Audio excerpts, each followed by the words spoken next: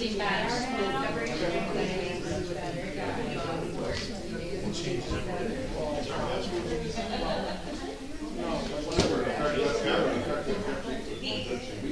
Oh, wow.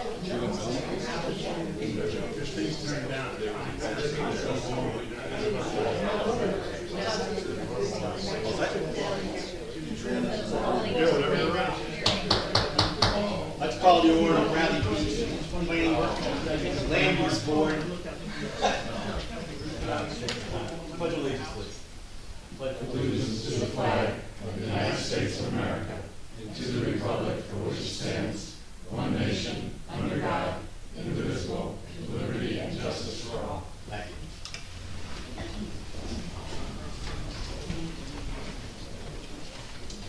At this time, we kindly ask that everyone please silence all cell phones and other paging devices as they are distracting to others.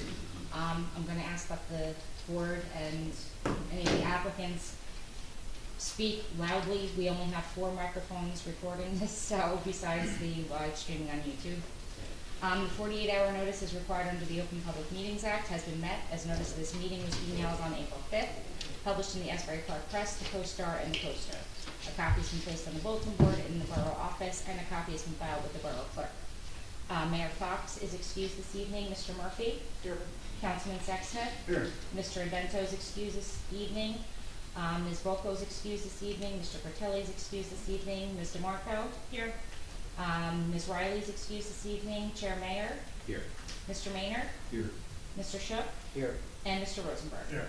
And Lauren Saracine is also excused this evening. And also present is our attorney, Mark Hitchick, our engineer, Gerald Frieda, and our board planner, Christine Bell. Before we start, let's go over some ground rules for presentation procedure for the Land Use Board. Be aware that this meeting is recorded for transcription. The public is asked not to interrupt, comment, or any way disrupt a presentation or the meeting in general. Once the Land Use Board opens an application, the applicant or attorney will make their presentation with witnesses and or professionals. Members of the board will ask questions and cross-examine each witness of the applicant as needed. Members of the audience will be able to ask questions of the applicant and witnesses based only on the testimony given at the end of each witness's presentation. At the time, no comments, testimony, or evidence from the public will be accepted. The board may also call its own witnesses and present any evidence with respect to the application. Once the applicant has concluded their presentation, the board opens to the public for public comment. The public is welcome to comment, present evidence, and testimony regarding the application. Each person must be sworn in under oath and is limited to 5 minutes. If desired, the applicant may cross-examine you based upon your comments or testimony. If more than one hearing is needed to complete the application, it will be carried to a future date. No new application will start after 9:30 p.m. unless the board and the applicant agree. The board reserves the final decision. The board will adjourn at a reasonable hour, and no witness testimony will be provided after 10 p.m. unless agreed to by the board. Thank you. There is no correspondence this evening. I did distribute the meeting minutes from our very brief meeting of March 24th. Did everybody have a chance to review them? Make a motion for approval. Second. Mr. Murphy? Aye. Councilman Sexsmith? Yes. Mr. Marco? Yes. Mr. Maynard? Yes.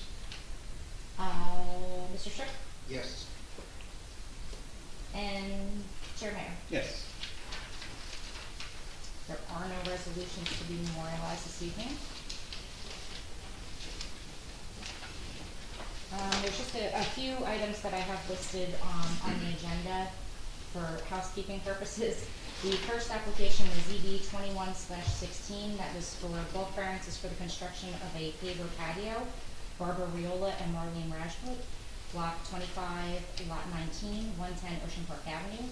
I did receive notification from the applicants that they were withdrawing their application to the board. They are working with the zoning officer, and they're going to go with an at-grade deck versus the pavers. So they're working on that with the zoning officer so that they don't need the relief. Then we had ZB 21/10, that was use and bulk variances for a new 2.5-story dwelling, Ocean Grace LLC, Thomas Carlucci. I received an email from Mr. Carlucci's attorney that he will be out of town, and he will not be ready to proceed until sometime in the summer. Once we receive the revised plans, if they're revising the plans, that was the latest that we heard, we'll get back together and assign a new date, and they'll have to provide new notice, okay? Then we get started with our first application. And that's LUB 22/02. This is a bulk variance for fencing, Catherine McClave, Block 84, Lot 1, 517 Monmouth Avenue. The applicant seeking bulk variance relief for proposed fencing to enclose an in-ground pool, and this is on a corner lot. Ms. McClave? Come on up. You'll have to be sworn in. You can sit at either one of these chairs. Okay.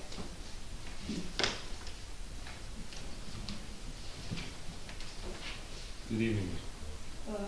If you'd raise your right hand, please, along with Ms. Bell and Mr. Frieda. You swear or affirm to tell the truth, the whole truth, and nothing but the truth tonight's proceeding? Hello. As was stated, we live on 517 Monmouth, which the front of our home faces Monmouth, and we're on a corner lot, so Pacific is considered our front yard.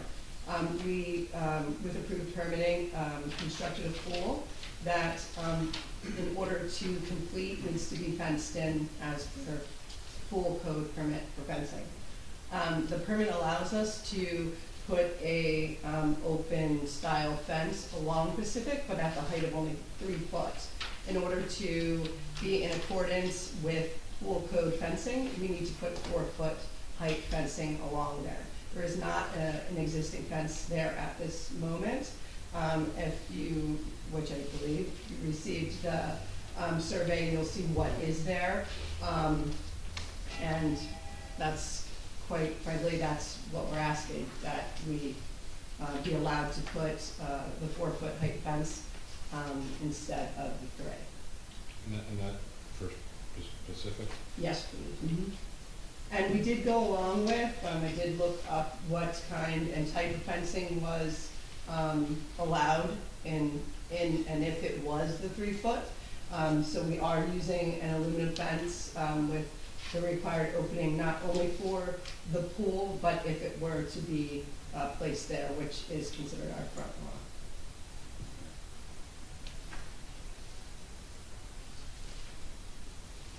I guess my question I would have is, when the plans were submitted, there was no indication of fence noted on the plans originally? The pool plans? Right. Right, and then I did submit the pool plans and required 16 copies for the meeting, so the fence that was, sorry. No, that's fine, go ahead. No, I was just curious, when the permits were pulled for the pool and such, and the plans were put in for the pool, there was no indication of a fence there, it was not brought up that you had a 4-foot fence, I guess, at that time.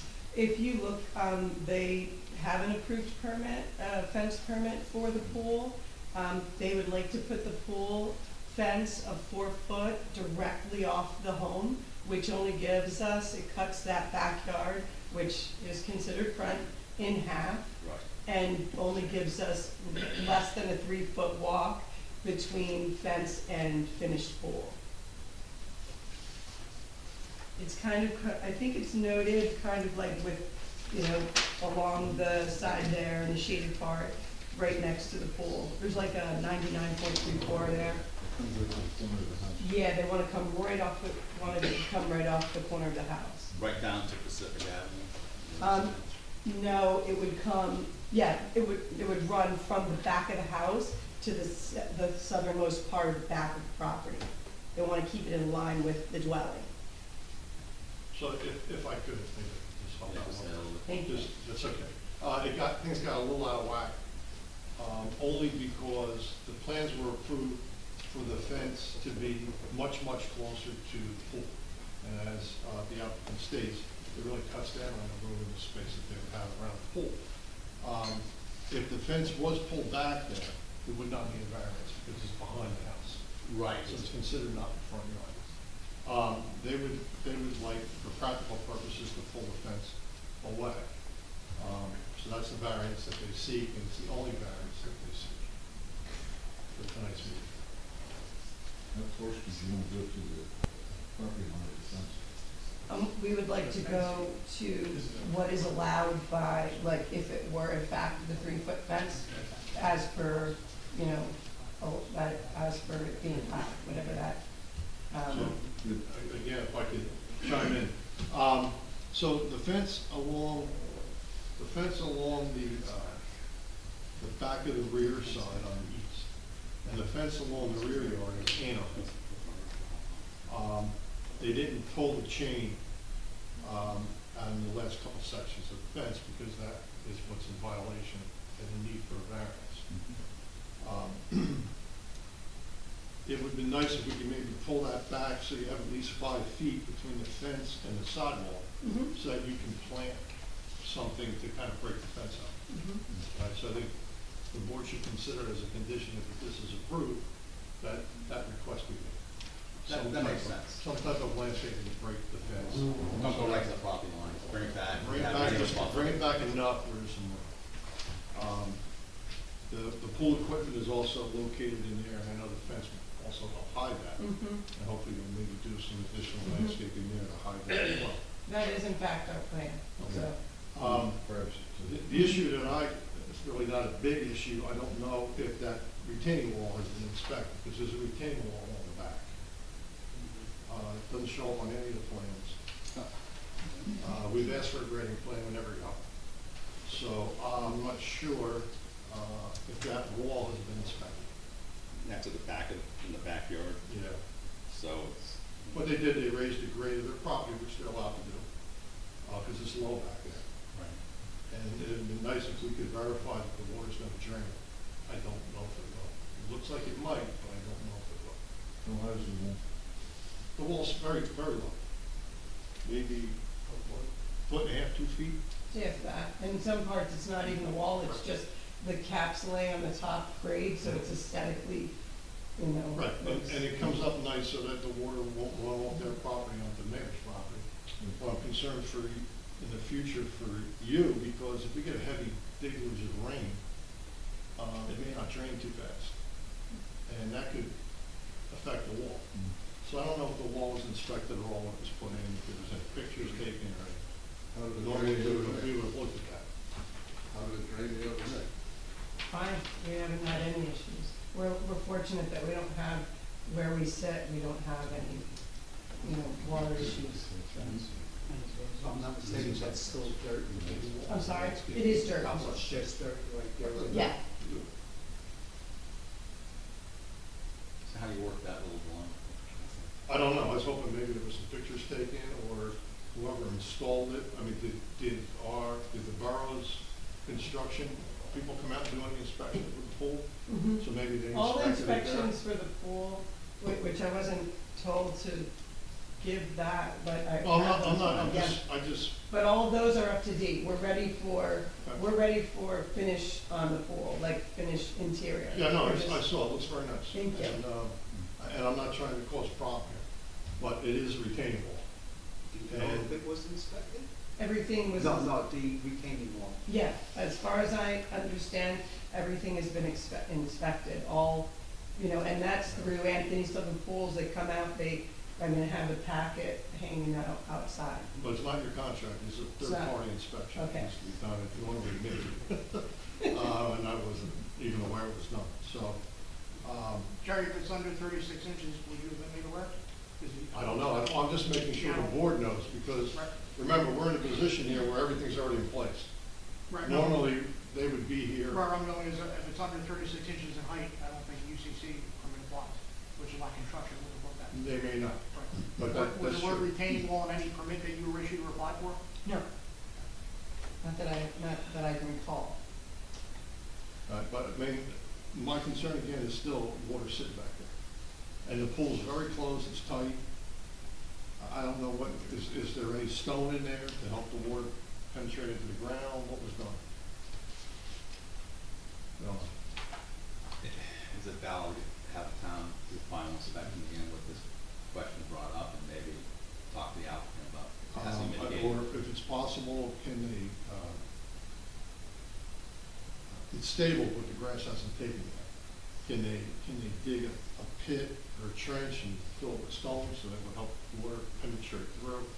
I'm just trying to find something that'll cut off a future problem. And it may not be today, but it could be 20 years from now. No, I understand, that's fair.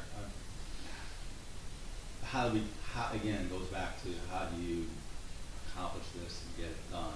But, and be reasonable about this. Absolutely. Yeah, get this wrapped up and get.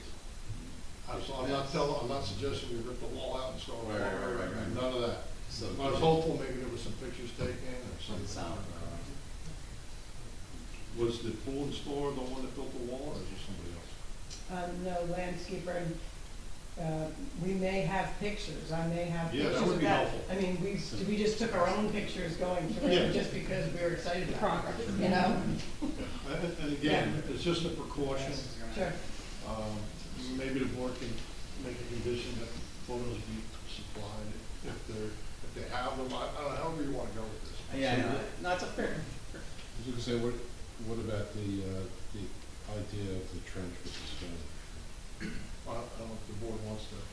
Without seeing, it's in their backyard, it's hidden. Without seeing photographs, understanding really what's gonna happen, I don't know, but it sounds like a great idea, just in theory. He's gonna have a drainage pit basically in the backside of the wall. In other words, I have one in my house. You go, you dig a trench down maybe 4 foot deep, fill it with stone, put topsoil and sod on top of it. Is that inside of the retaining? But Inside of the But wall? I don't know with the pool arrangement, because the pool's close to the wall, I don't know how much room you have. You really should probably check with your installer first before you commit to that, Mm-hmm. if that's the way you want to go. The photograph issue, I mean, we're here tonight, that's sort of a resolution compliance Right. issue as opposed to, It's such a minor thing in a strange way, and it's 20 years, you're talking with a in a strange way, and it's a valid point, but how do we make sure it gets done to what we want and to meet the need of structural integrity and stuff like that, and drainage issues? I mean, the other thing is, Not knowing about it. hope it never has a problem, and if it does, through code enforcement, we're gonna have to, whoever it is, gonna have to fix the issue. Or agree to fix the issue before, which is the drainage ditch. I don't even know if that's the best solution. Well, Because we don't know how close it is. We're making guesses in a lot of it.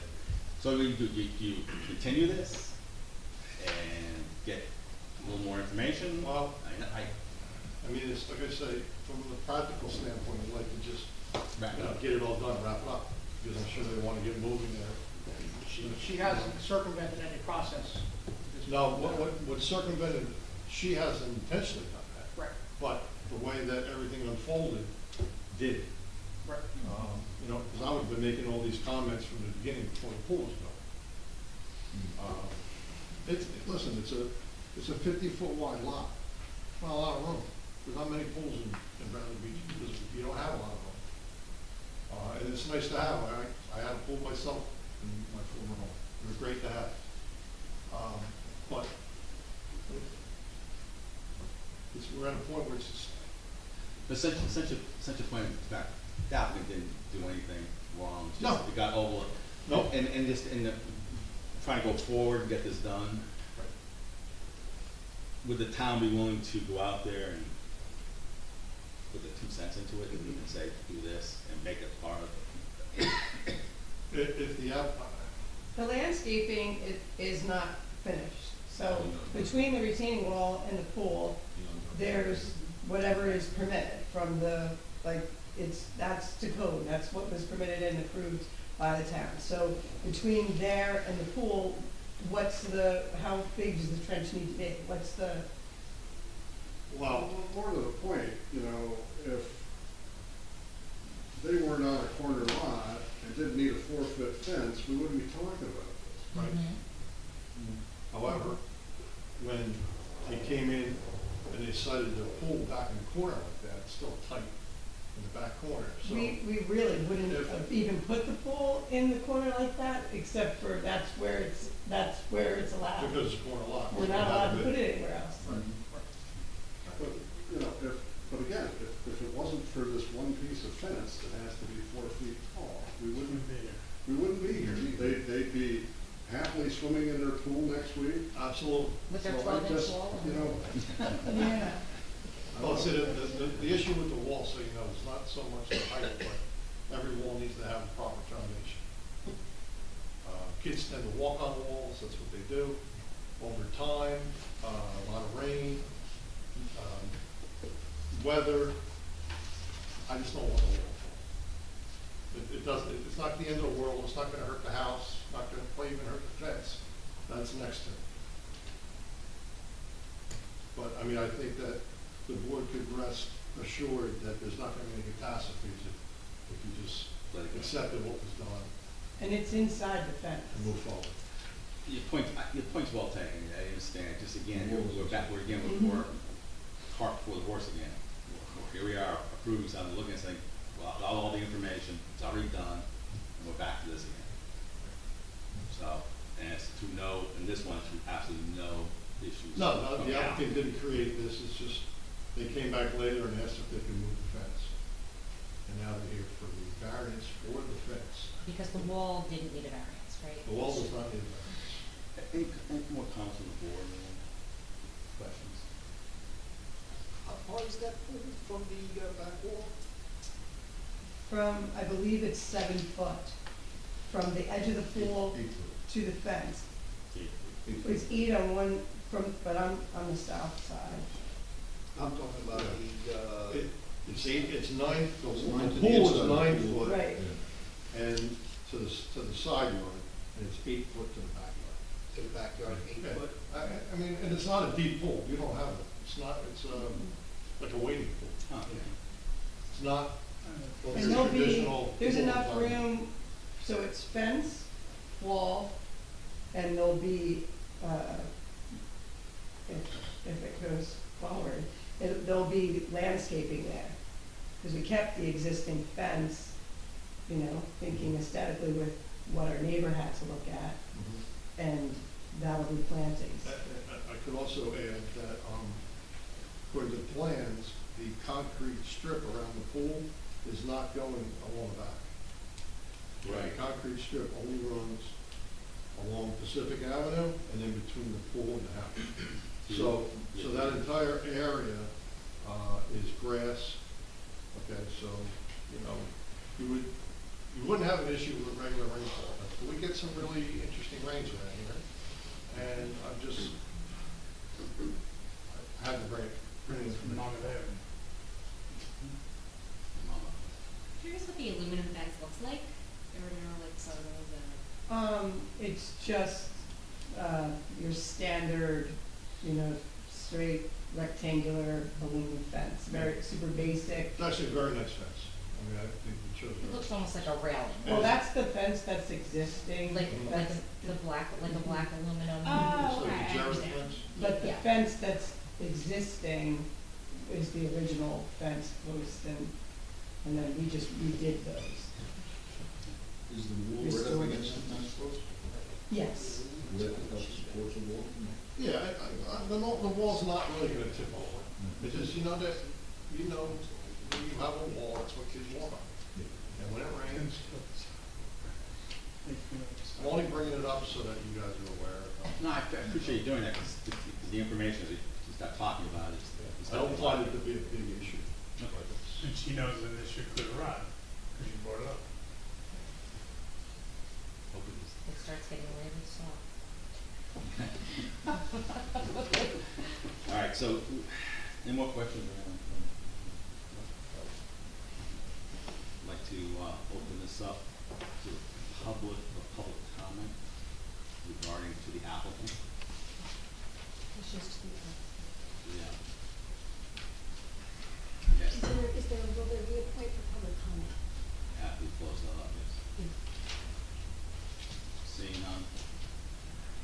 Open it up now to the public for public comment. You know the rules. Yeah, it's been a while. Lauren Egbert for 4.5 Brindley Avenue. I'm all for, I just where you went. that's right, see, that's been a long time. But I didn't hear the address. Lauren Egbert, 404.5 Brindley Avenue. You swear affirm to tell the truth, the whole truth, and nothing but the truth, so Yes, help I you do. God? I'm all for comfortable distances between the pool and the fence if it causes no problem for sight lines and that kind of thing. My one comment and concern as I sit there is the concept of coming to the zoning board with a fence in one place that conforms. Then you get approved for something as big as a pool that you can't move, and then you come in for a variance for the fence because it's uncomfortable around the pool. So just, had this all been presented as an application together, it either would have been presented with a variance to begin with, or it may have, or a smaller pool might have been made, and it's just, my issue is not with this particular application, but with the general procedure that I've seen quite a bit in town, where the facts on the ground take place, and then the variance is asked for. So I just ask whatever decision is made to just factor that in, and to factor that into decisions going forward. Thank you. To her point, there are no site triangle issues. Okay. Again, this is all kind of. Any other questions, comments from the public? Seeing none, close it. Where are we at? We're defense. Just to picture it, can we make an approval on the fence under the condition that the review of the drainage be done with the engineer's approval? Well, there's no drainage. The issue is there's no drainage issue. There's a question about, and I understand the inquiry, but it's not established that we have a drainage issue.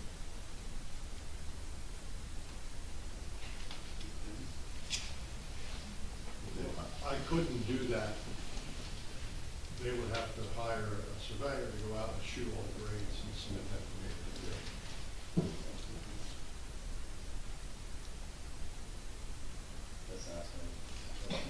Which might be a little overkill with the situation. I mean, does it matter that I've lived there for 2 years and through whatever rains we've had in 2 years, I have no standing water on the property, I have no water in my basement. It's been dirt for 2 years. That's fine. It's kind of anecdotal, and so that's where we're at. And Right, and I think it's important to remember the only variance, they're seeking today is a fence of 4 feet in the front yard, of, where 3 feet is permitted. So that's really what we're talking about here today.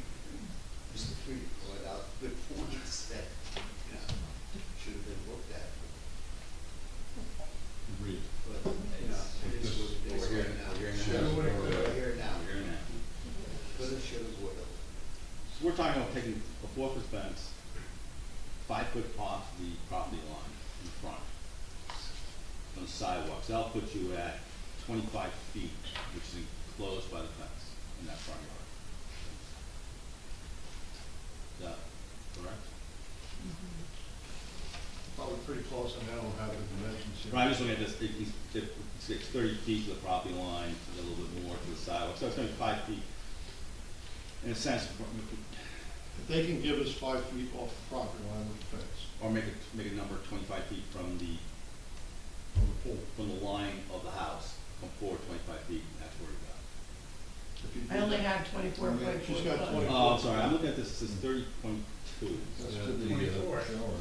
So If you look at this one, Yeah. the All right, so we have a 19, so we're 19 gonna go 5 feet off, 5 feet back. It can't be on the property line. Right. So we'll pull it back. That wasn't our intention, we're looking to hide the fence anyway. So you put buffer in front of it. Exactly, on each side. yeah, we wanna be able to, the whole, Or a buffer could go on the inside as well. Actually, it's nice fence. But just enough room so you can plant there. It's only clear wood. You know, You can we'll have have, we'll have that as a condition for landscaping, which you're gonna do anyway. right. It may mean you have the one post that's there, you have to come up and move it a little bit. Understood. And it's an open fence, it's not a solid No, fence, it's an open. but even if you want a little privacy too. All right, I'd like to make a motion for approval of this application based on the change. The 4-foot fence on Pacific Ave side will be set back 5 feet from the sidewalk, which will give you effectively 19 feet of yard enclosure. And you'll also add landscaping. It's gonna be in your call, they put before or after it, it's your call, how you look at it. Just make a note about the talking of the drainage, but that's kind of a moot point right now. Anything else? Should we make it 19, just straight 19 feet from the house? Make it 19. 19 feet, not From 5. the house. That's one. Well, I mean, And the sidewalk is off the property line a couple of feet. right, the sidewalk is on the other side of that line. Right. Okay, so they have 24 feet, 24.4 feet to the property line. Okay, so if they come back 5 feet, they're already showing it back some. You see there's a gap. Right, right. So why don't we just say that they keep the fence 23 feet off the corner of the house? Would that be okay? Is it, You know what I'm saying? yeah, So it's just 5 feet from there to the Fence would be sidewalk? kind of here. because it's gonna be sidewalk, plantings, Right. fence. Yeah, exactly. That's how it's And that would going to be be enough room. anyway. No matter what, no matter what number you use, it's 5 feet off the sidewalk. Yeah. Okay. And measure it out, and I that's go where it falls. one way, right. That's where The it's back, 5 feet. the front, what would you call that corner? The north, no, south? Southwest corner. Anything else? Listen, Sounds good. a second? I'll second that motion. Mr. Marco? Yes. Mr. Maynard? Yes. Mr. Murphy? Yes. Councilman Sexton? Yes. Mr. Rosenberg? Yes. Mr. Sharp? Yes. And Chair Mayor? Yes. Enjoy your pool. Thank you. And your friends. Thank you. Do you have any questions? Great, thank you so much.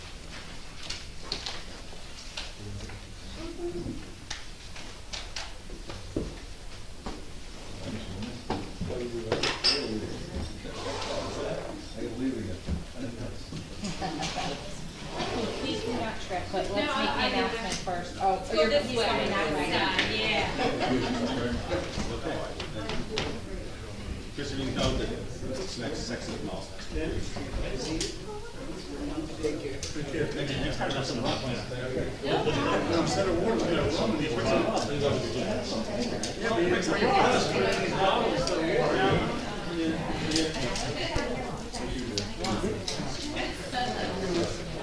We're doing that, so. No, I don't. That's exactly what I have. I do have one of these, but I don't know if you, do you need a second one, or you're okay?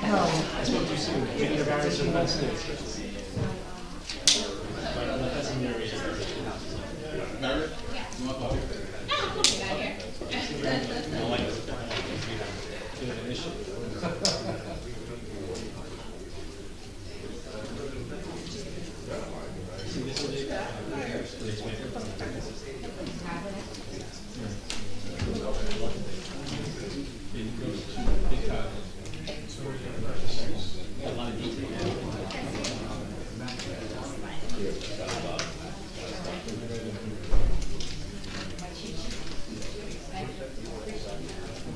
Does anybody need a break, or we're just gonna plug along? Okay. Mark, we have So,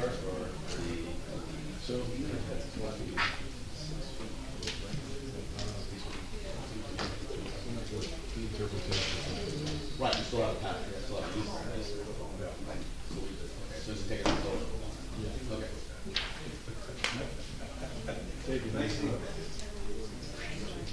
Okay. As a whole?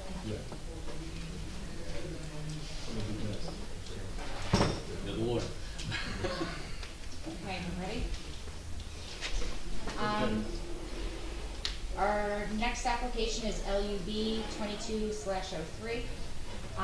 Originally, it was for an appeal of the zoning officer's interpretation, or a use variance and minor site plan.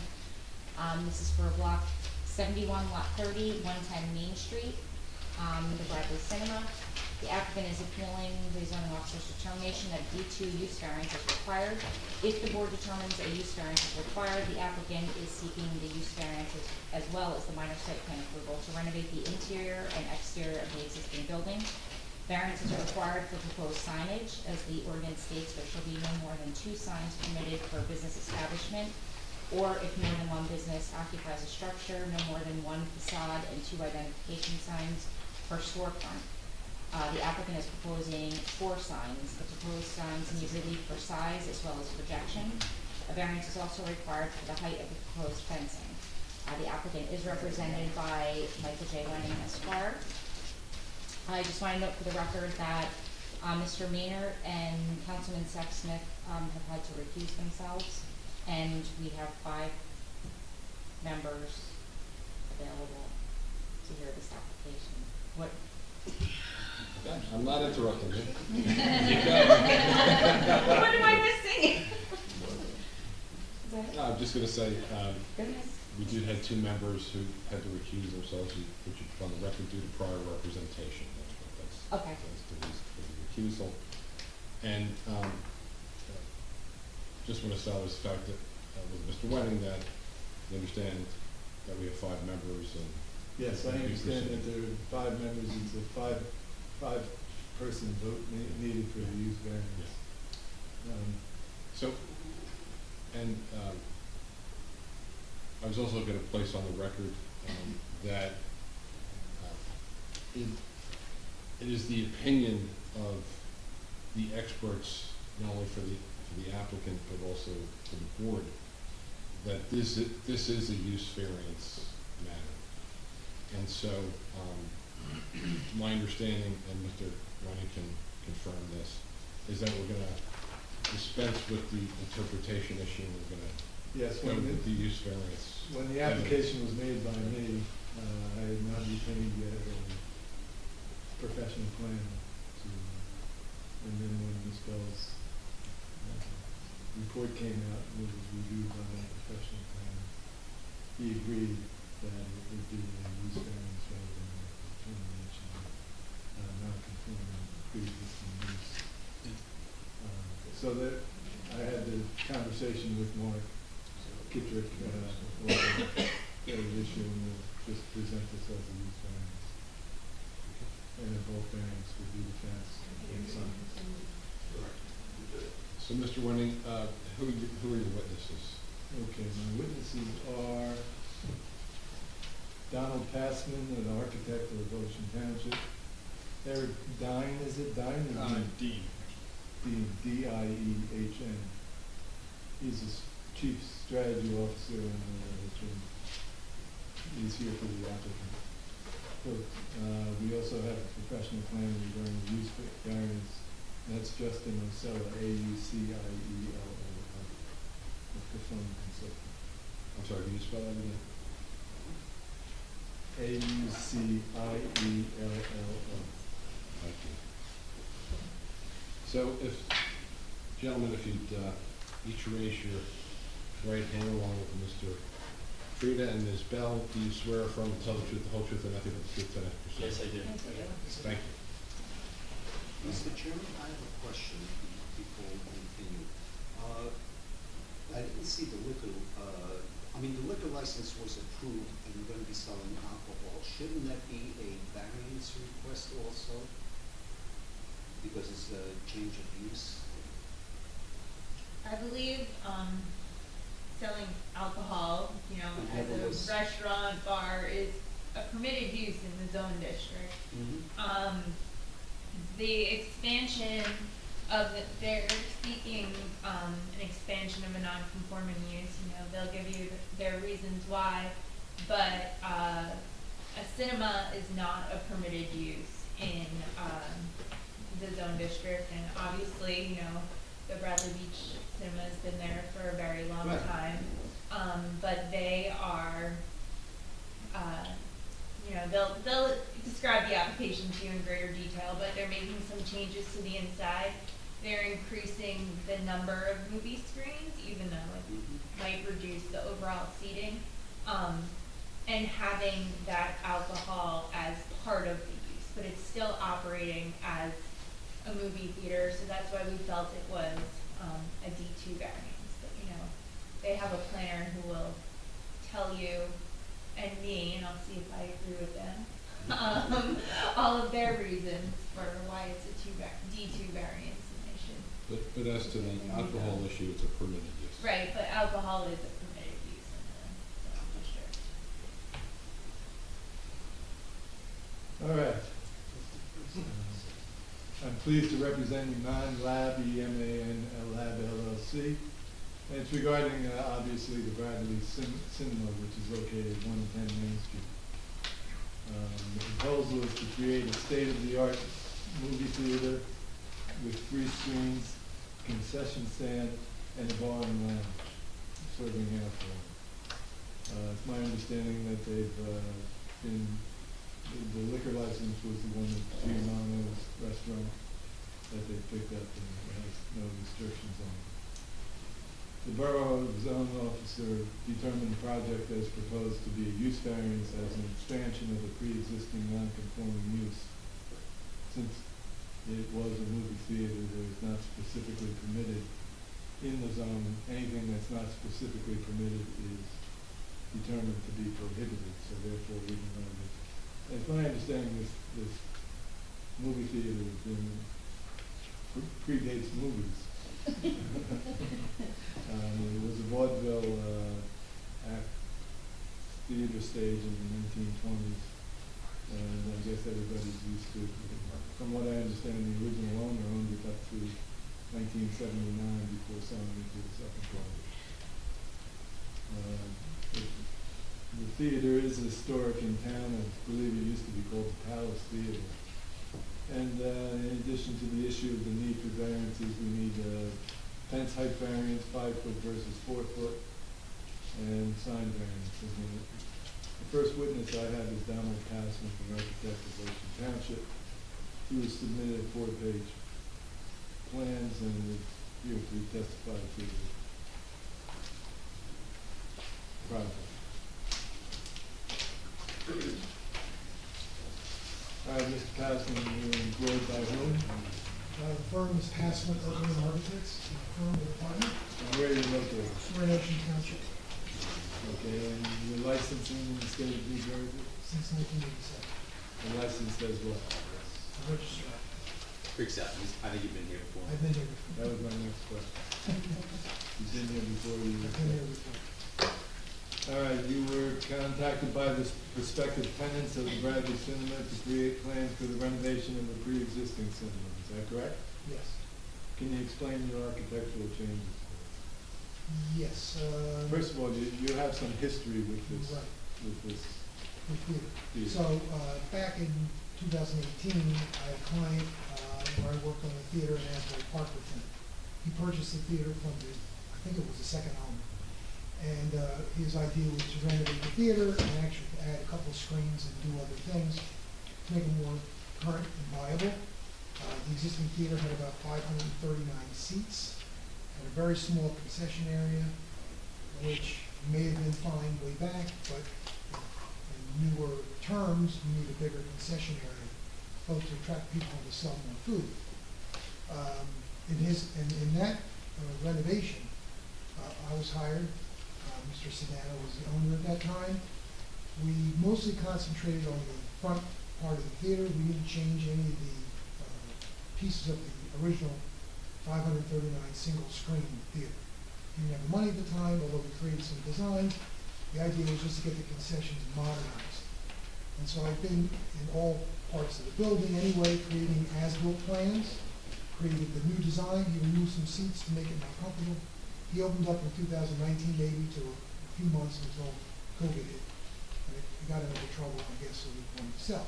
But in looking at what I saw, there were a lot of things that were in the storage areas, which were the front of the concession area, not open to the public. There was sort of stuff was there. And I got to see what was happening on the front wall, which is going to be part of this testimony. I'm telling you that. Now the building got sold. The new owners eventually contacted me because they know I worked on the building, good knowledge of the building, and we're working with actually a cinema architect in Toronto, Canada, who's really doing a lot of the cinema part of it, meaning I need this much space for projection. They're going to step down like this, modern kind of nice seats, all that. He's that consultant. I'm the one who's putting it together within the framework of the building. So, what are we doing to the building? Yes, we're making 3 screens.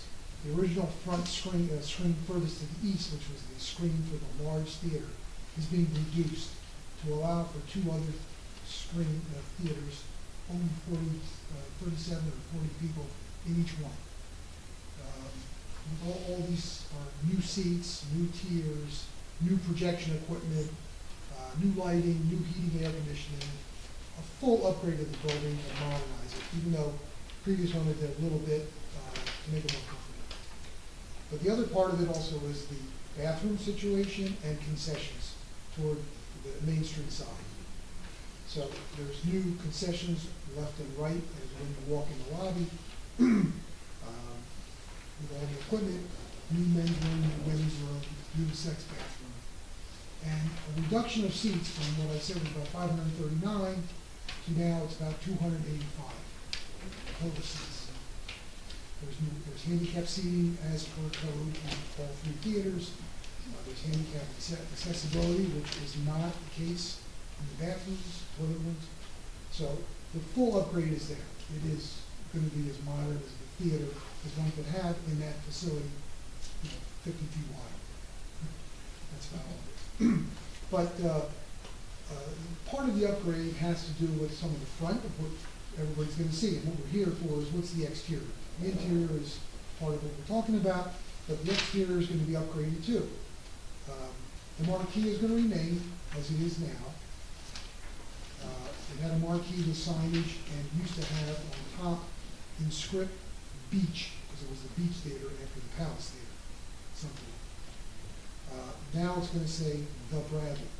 But the previous owner took down Beach. So we're asking for a sign variance because we're adding those signs back to give it the look that it used to look. The marquees are same facade, space, same height, and the structure of the marquee is not changing. So you're calling the script over top of a separate sign? Yes. So and again, there's 2 facades. It's a triangular shaped piece. So there's one sign on the marquee itself, the structural marquee, on both sides. That's 2 signs. Then there's the word The Bradley in script sitting on top of it like the Beach used to have. Those are 2 new signs, total of 4 signs. Those are the signs that they're having. Also, in the front, as people are going to see, the most important, the facade, if you've been there, it has like a concrete looking infill. Can you go to your plan? No, it's not on the plan. It's got a concrete infill on either side of the front doors.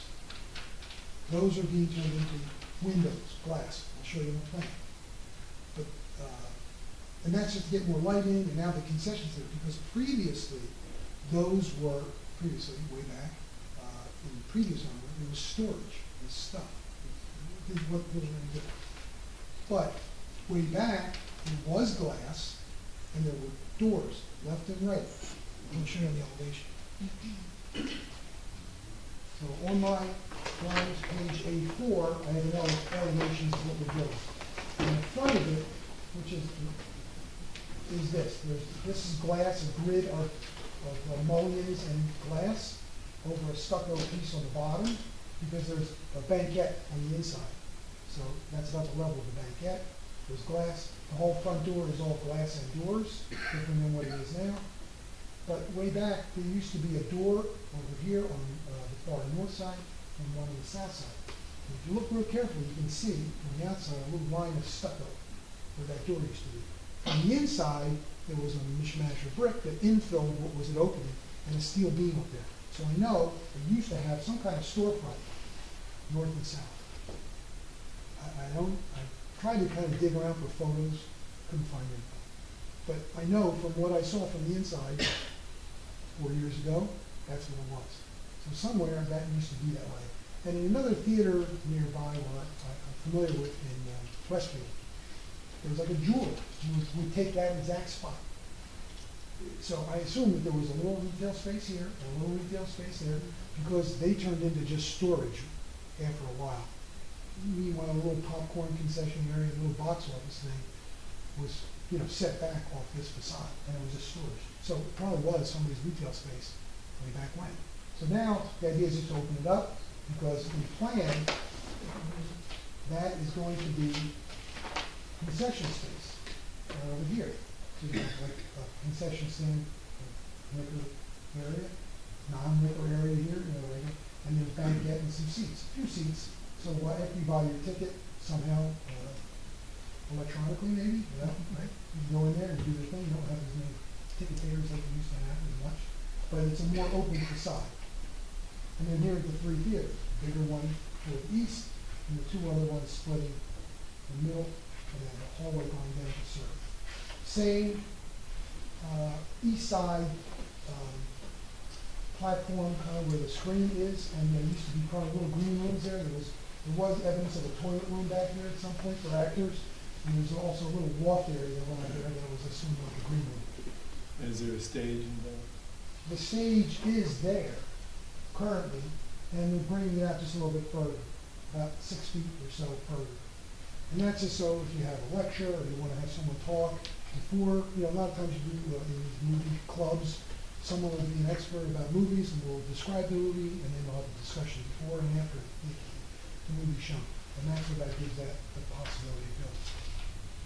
So the seating is to be All new seating. all new seating. Everything's new. Seating, the tiers, the ramps, everything. It's a whole new game. And so what we're here for is signage. I described to you a little bit about what the signs were, is, and wants to be. Fencing, okay? Fence. So there's a 6-foot part of the fence and there's a 5-foot piece of fence. On the north side, there's a gap between the building to the north along this exit alleyway where there's a gap in between. And if you walk back here, you can just step up onto this asphalt and see the trash and dumpsters, whatever else. So there's a 6-foot fence. It goes from this one to that fence. It's on a retaining wall to close off your view. So when you leave the theater this way, mostly, you don't see that. A 5-foot fence will be put in back over here where there is a back fence already and along this north wall. But here we'll close this off on the southern side on the parking lot adjacent to Dick's. And that'll be a 5-foot fence just because, again, visual, 4 feet, it's too low. And in that back area, which is around 12 feet deep by the width of the property, there'll be recycling containers and trash receptacles, just small, paint, no dumpsters. I'm trying to think of the other variances that were, I think those are most of the variances that we're talking about. Right? Fence and signs. Except for the use. We're doing some, everything is, I think is high-class, tasteful in terms of what they're doing inside and what they're doing outside. In terms of the facade, it's going to have all new facade material. It'll give it a brick look, a stucco, and then there's some small light features that we have here. There are the decorative lights, there's a floodlight or so on the side. So everything is meant, and then there's a door in the alleyway, a secondary door, just for exit purposes, onto the north side alley, which is what it used to be if anybody's been to the theater. Everyone let out from that giant theater into the alleyway and out and away. No one went back through the lobby that I know of. There's always exit out that way. same kind of thing today. Although theater one will probably filter back through the lobby.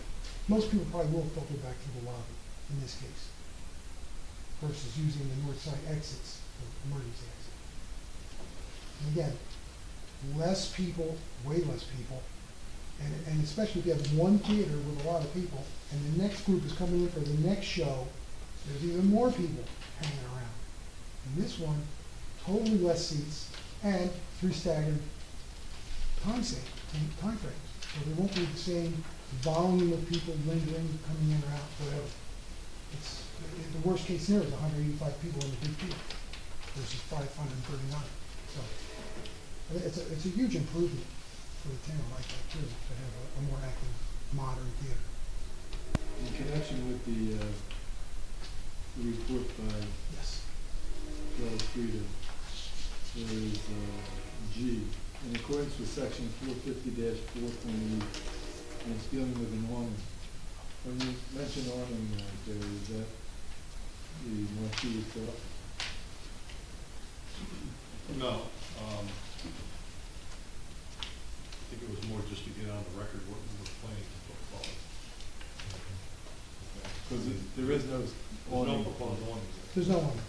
I thought the marquee was considered sort of quote, an awning. No, well, they can awning because it overhung the sidewalk, public space. So my feeling is that was the comment.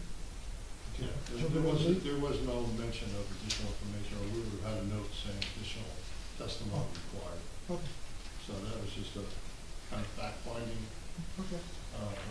as we went through your project.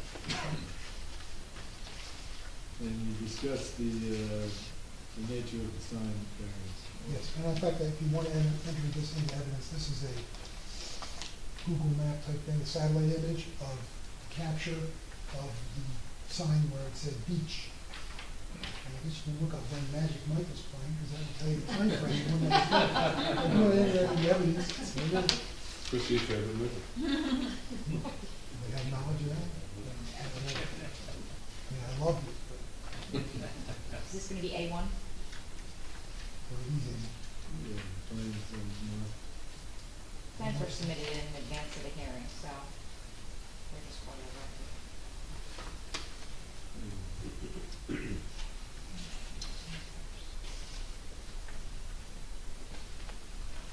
One other thing, what we are asking for in this design, it's very small. I mean, maybe you wouldn't even notice.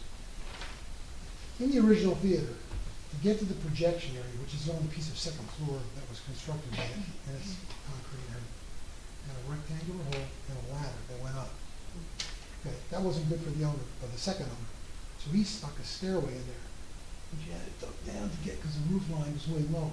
It's not the tall second story level.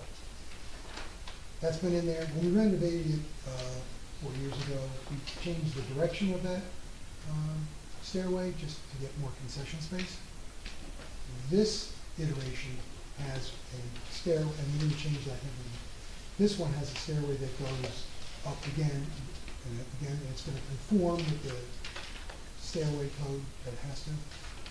But the headroom is enough, so what we're asking for is a little popped-up area so that you actually have headroom when you go up there, you don't bang your head. So it'll be a legally sized piece added on. And that's, would not require a variance. I don't think it requires, I know, because it requires variance, but Well, it's on the how pop, high there's is no, the there's roof no going? setbacks. How high is the roof going? Not as high as the theater roof. I'll show you. In the plan, on page A3, there's a little shaded area here that shows the stairway going up in this, I think it's 100 and something square feet. The whole second floor, which used to be a projection room, had the projectors in it. How many, there was 1 or 2 up there, old-fashioned jobs. This is gonna be all digital, right? So you don't need a projector. Each theater will have their own projector in their theater. It's mounted on something sort of like a dumbwaiter. It goes up and down to service, stays up in position, and if that is a computer-generated projector, right? So you have a laptop, upstairs here, pump, pump, pump, do your thing, load the movies, show the movies. So that room is sort of an office, instead of a projection room. The guy goes up there, does a little bit of computer work, maybe some paperwork, whatever. That's, quote, second floor. And the only thing different is this shaded area is gonna be popped up, so you actually have a headroom to go in. So it's right there, it's like you'll see some roof over there, next to the big two-story piece of the theater. Don't really see it.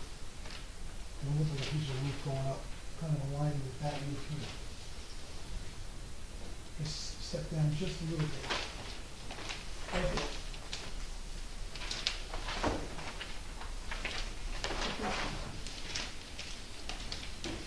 That's a code thing, and just to make things a lot nicer for the user. I'm sorry, you said that was over the stairwell There's a stairway now.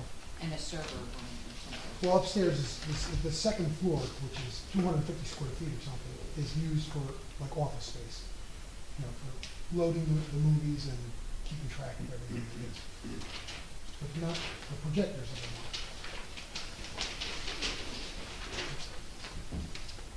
So is it projected from, is it projected from the rear now versus? From the rear, well, they're always projected from the rear.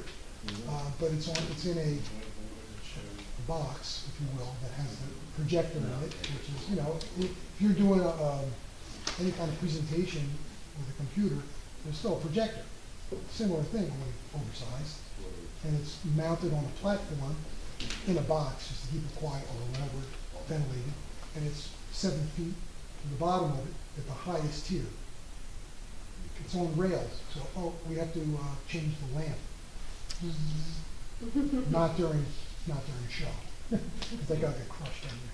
But no, it'll come down and then we'll service it and open up the panel and then send it back up. So it's it's in the space, but it's like before. It used to be through a little window, right? You would shoot through a window. I'm not that old. Yes, I am. Never saw Chino Paradiso. Anyway, And I think that's as much as I can tell you. open them to the board. I have a question. Do you have a real schematic of the sign? Yeah, it's on the plans. Right here. With its area, using a rectangle around the script. Yeah, because there's 3 sides. I only see Well, 2 sides. 2 sides, it comes to almost a point. Oh, so you don't have the full drawing of it. Yeah, Okay. on the elevation. That's just the sign, I just want to show you the sign. Maybe I can help. That sign that you see on the plan is gonna be double. I realize And that. it's on the angle, so it's 4 signs because. I understand Yeah, that. yeah, I just want, I want to see it mounted at true projection. right there. They're showing. Okay. Oh, yeah. I think it's slightly bigger than the old, right? Slightly, Maybe comes out slightly. slightly further than. Only because of the word the. And Bradley's bigger word than each. Depends on how big it is. No, but it's very similar. I mean, it's meant to be oversized, it's meant to be sort of No, proportional. but it is bigger, I want to put on record, it's bigger than the whole market. Go. Not the That's gonna marquee, be- just the sign on top of the marquee. That's gonna be illuminated? Illuminated How script bright? letters. What's the brightness on it, Oh, roughly? I don't have that. No? The sign person, when we get one, will be able to do it, but it's not, I don't believe it's neon, maybe someone else, but it's not like a neon sign, it's an LED type sign, which may have adjustment, more control of the foot candles that it puts out, or the color, or so forth. It's not a flashing sign or anything like that, it's staggered. Now, the changeable letters, those are the old style where you would go up there and change the lettering, or is that gonna be LED or, Those are the changeable like you used to. like you used to? Yeah. Okay, so it's not gonna be LED, it's not gonna be lit up? Correct. The back is lit. Yeah, the background is And then it's a lit black letter, inside. it's a black letter. Right. Yeah.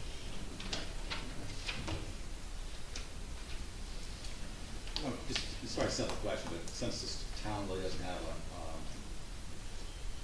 unified look in a sense, as far as design. Right. Just describe in a sense, what's is the aesthetic gonna be, black and white, no colors, just more black, with black mullion No. windows. Black mold windows, I believe, And but not black size. and white. The brick has a color, you know what, Keeping the same brick as it is. similar brick, yeah. Okay. With an off-white stucco kind of thing. I think Right. it's, I have- Nothing garish, just no, gonna no, be.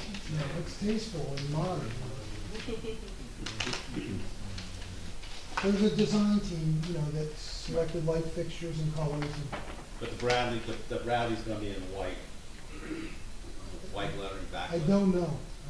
I have a rendering, it's on the front end, so on the screen, but it's, the sign is, Has he been sworn in? yes, and the current design is for kind of a grayish, brownish brick with dark kind of black stripes in it. It's definitely not garish. It's similar to like what's across the street, the tattoo Yeah. on the Bradley Blue Project, something like that. You can see that. That's good. You get some sort of consistency on the wood. Are there apartments above where Hair Love is right now, right across the street? Yes. Yeah. Three. Three. Small, single. So I would be curious as to how bright the signs are, only for the, for the neighbor's sake across the street. Right, that's why I asked, and it's gonna be more inside, if I'm not mistaken. Isn't that what you said, that the light is gonna be inside showing out? on the marquee, On the marquee. the marquee structure, right? These other letters, which are individual script letters, have some other kind of lighting within. Like a neon, you know, it's modern day neon lighting. And the sconces in the front? Sconces in the front. Kind of residential amount of lighting, not. So you don't know illuminations yet? Excuse me? You don't know illuminations? I don't have, no, I don't have a chart for that. Is there a code for that, Mr. Attorney? Illuminations, et cetera? Just on commercial style. That's a land use, it's a zoning, it's a zoning, It would be more for parking that you would have, ordinance on how much, they would need, if I'm not mistaken. That doesn't need. And there's about, I do have a question on the lighting. Lighting. I mean, I like the fact that you're using these wall sconces, which really don't project that much of a light, where it would interfere with someone. But I'm concerned with the, what do you call it, with the east elevation lights? East elevation. Those are wall packs? There's a couple in the back. Right. Is that the east? Right. Just a couple, just illuminate that back area. They have a cutoff. Right, One of these. but they, I don't know. Well, they face residential property. Right, exactly, and I hate to see that shining into somebody's bedroom. I have Is there a this chart way- here, this light fixture, which we can ask them for that. Yeah, But doesn't I it think be that thing is almost- not mounted high, and it's meant to, you know, shine on an angle to not go past the property line with, you know, many foot candles, let's put it that way. I don't believe we have the exact, selected fixture, but it was only gonna be like 100 watts or something like that. It wasn't a lot of wattage. If the board chooses to act favorably on this application, if we get to this point, would you be able to submit a lighting plan Lighting and chart? the engineer could review it to make And sure as it long- I would meets like that. the And- borough standards? And if someone tells us, don't exceed X number at a certain height, we'll do that. You know, we'll get the right fixture to do that. The I would other like that to workaround, be presented to the Yeah, engineer we can for do that. approval. Sure. So the other workaround that I know like Bank of America took is that they are just like shutting off their lights at a certain time at night so that we don't have to worry about how bright it is shining into neighbors' residences. Are you guys planning on having the sign marquee illuminated 24/7, or would there be consideration for turning it off at a certain point at night, like after the last show, or? we certainly could turn it on, I mean, once we close, there's no practical reason to have it lit up all night long, but And what's closing time? closing time will depend on the last showing. Typically, that's in the the 9 o'clock-ish range, so So it'd be out to like 11:30 at night? 11:30 to midnight if it's one of those like Yeah. 3-hour movies. That's a little late. However, admissions and the bar itself closes 30 minutes after that last show begins, so admissions actually stop Okay. before the closes. I'm sorry, I didn't know what you just said about when the bar closes. So the plan is to close the bar half an hour after the Lauren, you can't. If I don't hear, I'm sorry. I'm You have to sorry. address the board. Yes, sorry. No, I just appreciated it if Thank you. everybody would keep their voice up so that Thank the public can hear. Well, I think what we need to do additionally is, I appreciate that you're adding information, but you're not the witness, this is the witness, so it'd be easier to stick with this witness and then we'll move on. Good point. And I apologize because I do believe you already stated it and I just forgot to write it down. How many seats are there in the theater currently and how many are planned? Well, originally, I think around 539. Then it was reduced, I don't even know what that number was, because it took out about every other row.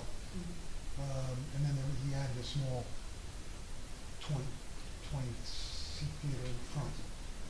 Now, it's gonna be about 285, give or take. 285 theater seats. Total seats. Seats In all three. Okay, what about the bar and cafe? They have about 12 to 15 seats on each side, maybe. We get a layout. Yeah.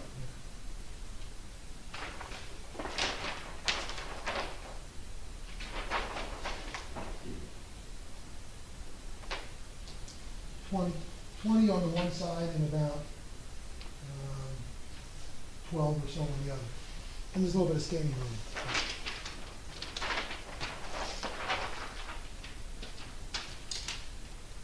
In reference to the fences on the north side, you're closing that one spot in the fence. Is that also a fire exit out through that, behind the other stores? No. So where are the fire exits? Fire exit to the north alley, but they don't cross, so that fence, it separates to the adjacent property. So you don't get a visual and you don't walk up into that guy's parking lot. There is a fence at the end, there was a 5-foot fence at the end, just behind the gas meter going toward Main Street, just to close off the alley for non-movie people. And it'll have a panic bar and so forth. But if you're opening to exit, which is one of your comments, Yeah, so you gotta use through the panic door. yes. Yeah, no, it's a secure door here, so when you exit, it's only that direction. People aren't gonna go that And way, what, on into the that south alley. side? On the South south side side's into all that open, parking lot? there's nothing going on, no access there. It's right into the parking lot. Correct. That's the end of the property line too. Now, do you have permission to use that parking lot? I'm not qualified to answer that, but I There's an understand. easement that was produced in the package For that parking lot? with Dick's. Okay.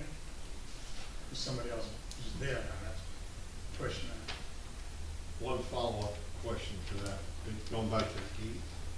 Yes, Now, that's gonna be self-closing, yes, so if a group of people leave and they hit the bar, push the gate open and they leave, that'll close on its own, yes, that gate? that would be self-closed. So that'll be a condition that you guys wanna keep in mind.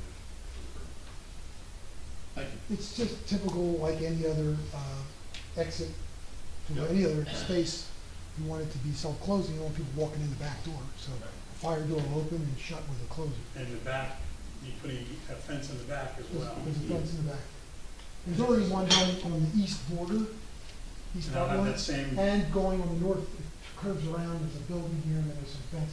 We're just closing off this area here, building, fence.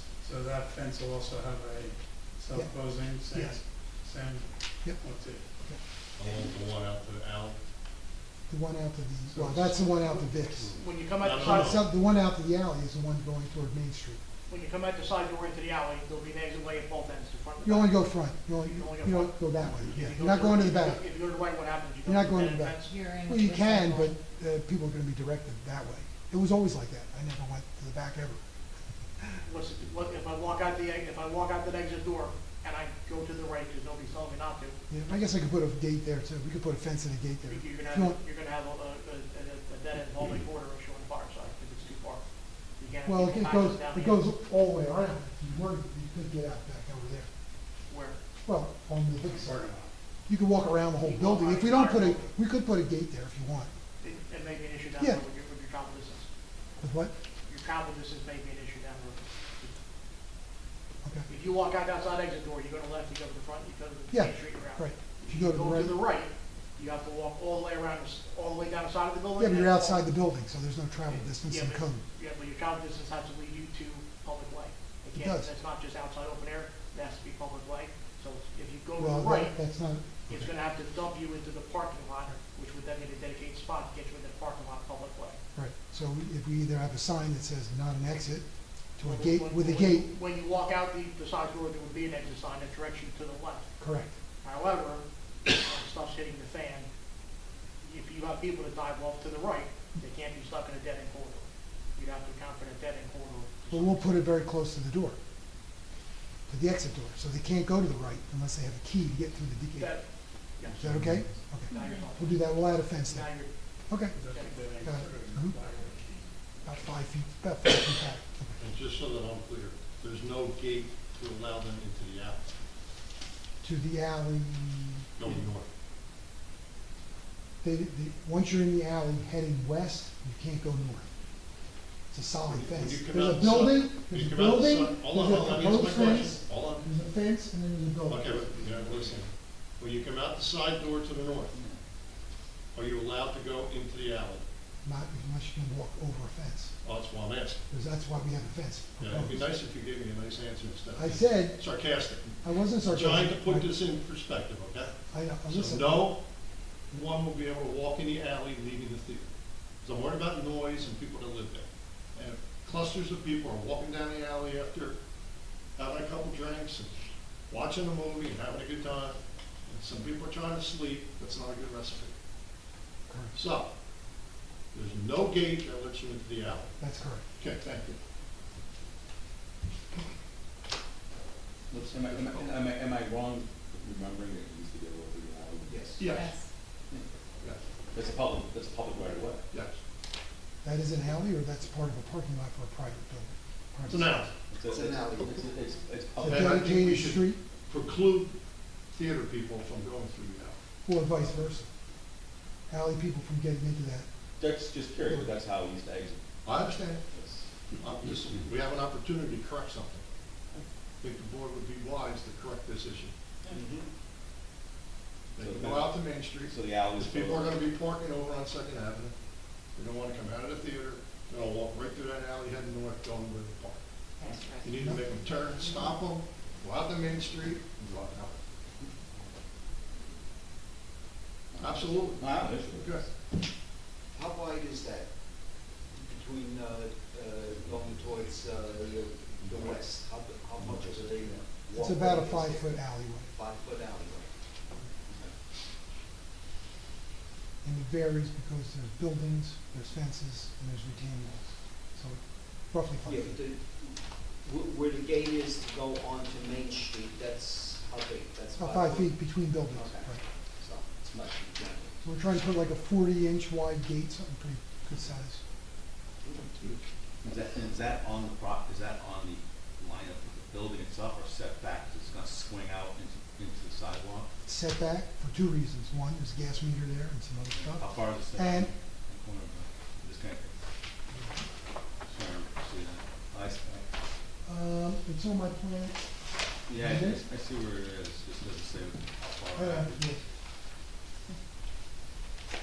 All right, but the fact is, it's not gonna swing out into the sidewalk. It's almost 7 feet. All right.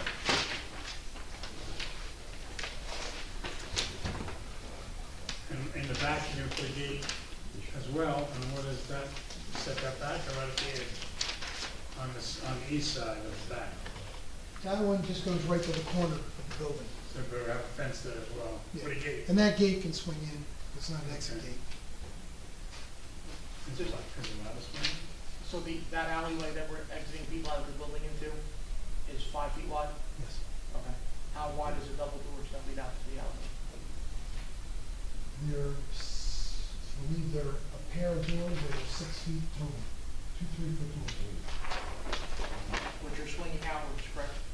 I would do is have one would be the active leaf, you know, but they can both open and you go around and go out.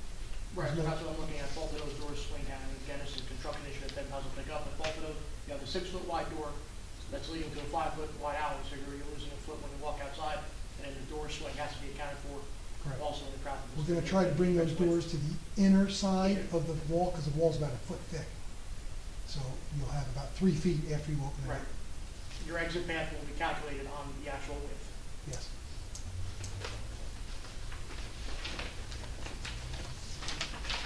And if I could just add one comment, that's not an exit to Al, that's an exit to Main Street. Main Street, Thank you. on the corner now.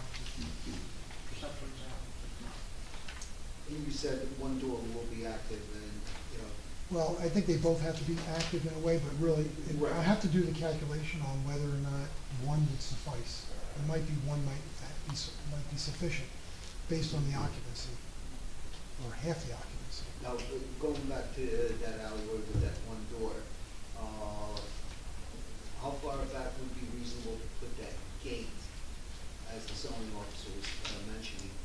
If it were, Or would it be 2 feet back behind the I have, door? what happens is the grade is different than Yes. where that exit is. So I have like a grate stairway, kind of like a fire escape, if you will, so water will go through and won't change the pattern of the water. And so there's a stairway going back down. I would put it 4 feet behind that stairway going 4 feet back. behind that door. Something like that, just have a little landing space. Right. Sounds good.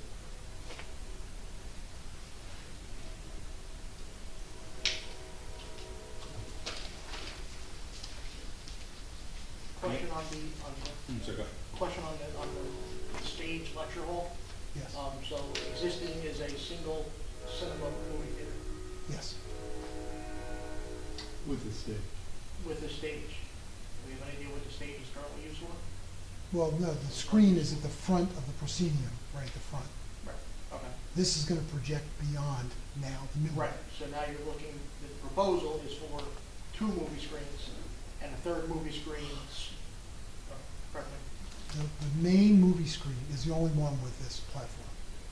The Right. main one, As it is built right now, 1 screen, right, that's it. right, As it's proposed, 3 screens right. and a stage for the lecture hall that you mentioned originally. I suppose the answer is yes to that. So it's not just reviewing movies, there could be lectures, performances, I'm gonna defer that to the owner, I'm sorry, or the owner's rep on that. understood.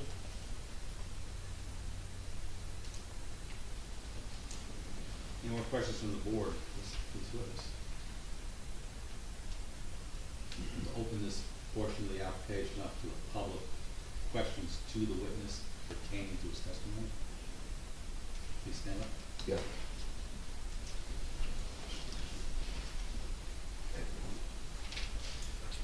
Jack Temple, 103 4th Avenue, Bradley Beach. I didn't hear your last name. Jim Temple, G-E-N-T-E-M-P-O. Thank you. I'm going to sit down if you don't mind. Couple of questions. The theater, there's going to be 3 screens, Yes, and what's the main screen? How many people in that? How many about seats? 185, 185 main screen. And then what are the other 2? about 47. Okay. The, are these movies going to be shown simultaneously, or one after the other? I'm sure, and I'm not gonna, but from what I know in design, the 3 shows will probably be going on simultaneously, starting at different times. The reason I was asking Ending the question is, yeah, okay, there's both simultaneously or starting at different times? Well, there's an overlap, right? The movie's 2 hours long. One might start a half an hour after the first one. The Right. third one might be half an hour after that one. So they're staggered times to allow for staggered entry, exit, and concessions. So the bar will still be open until the last movie is over? Could be 1 o'clock in the morning or 2 o'clock I'm in not the morning. an expert on answering that question. Hmm? I'm not an expert on answering that question. Sure. No, okay. Yeah, let's see, full occupancy was 539, is now roughly. 285, something like that. Correct. Right. Okay. What, and is this a full liquor license? I don't know. That's not my expertise. Yeah. All right. Well, that, my next question was very similar to it. I want to know if they sell packaged goods. I don't have any knowledge of that. So, the questions of this witness are based on the testimony that he. Well, these items were brought up by other people, other than witnesses. Okay. And the questions are from the testimony that he. I think there'll be other witnesses too that might answer some of your questions. I'm sorry? There's other witnesses that I think might Oh, okay. answer some of your Okay, questions. I'll defer. Lauren? Lauren Egbert, 404 and a half Brinley Avenue.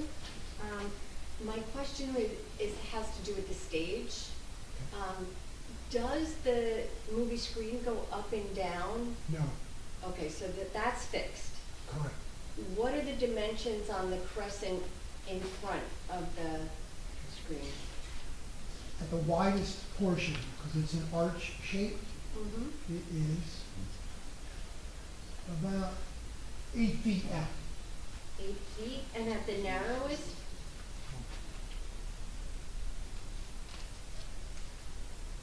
Four feet. Thank you. Sir? Hey, I'm Scott Pimentel, 619 Second Avenue. I'm towards the rear of your north side of the building. So the question I have is, you're saying that the exit's going to be raised now?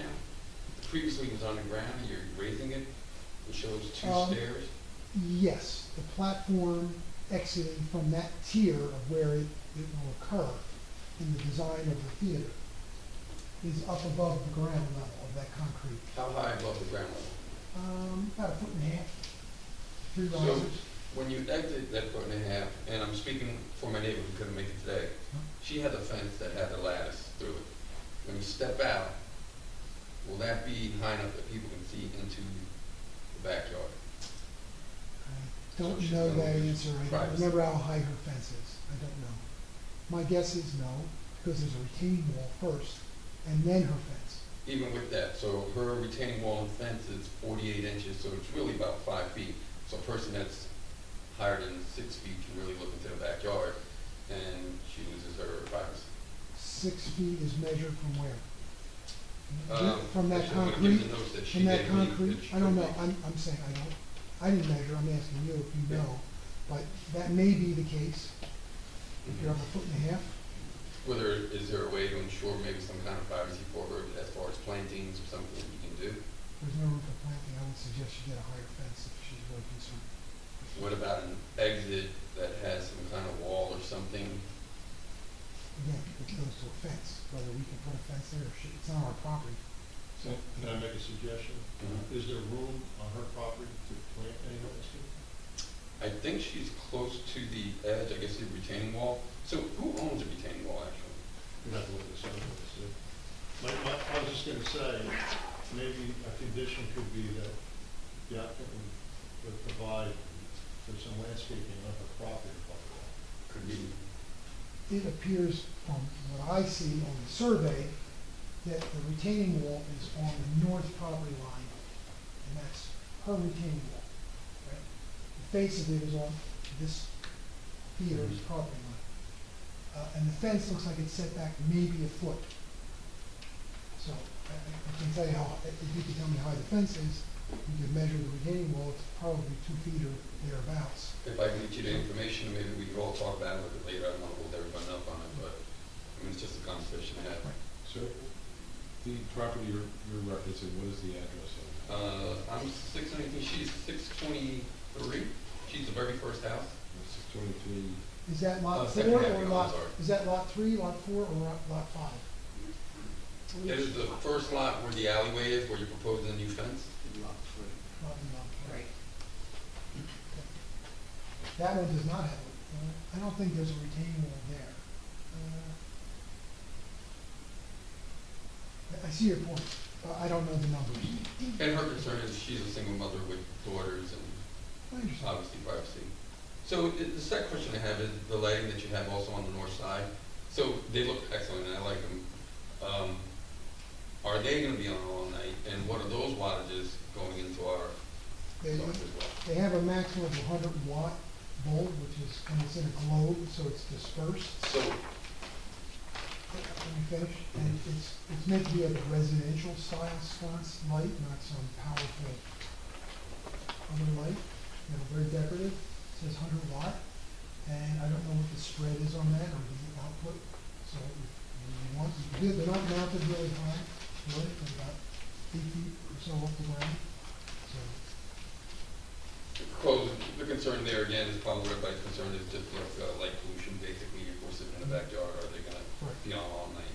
and I would assume that the lights go off again after the last show is done, so that anybody has to exit. And it could be that you could, you know, have one shut off from theater one, if that show got out first, leaving the lights on the eastern or the western side for theater number 3. So I don't know if that's. And would they be, I know this is nitpicking, but are they white lights or would they be like a soft light, like a, I don't know how to say that, it's almost like an orangish. Yeah. Well, these are, color rendition is. Soft white. Soft white? I don't think these are, I'm not sure, these are socket types of E. I don't know if they're, LEDs, they probably are LEDs, but I don't know the specifics. This is what I know it looks like, and I know it's about 100 watts. So, you know, it's not that powerful of a light, but we can talk about it if there's illumination issues, and I'm sure you can get a lesser lamp wattage on this, okay? And then my final question, as far as, I know you're redoing the front, are you doing the sides also? Is it gonna have new paint, or is it gonna stay the way it is? Or It's gonna be painted over. painted over, so we get a nice clean It's look? gonna be fresh. Okay, perfect, thank you. Thank you.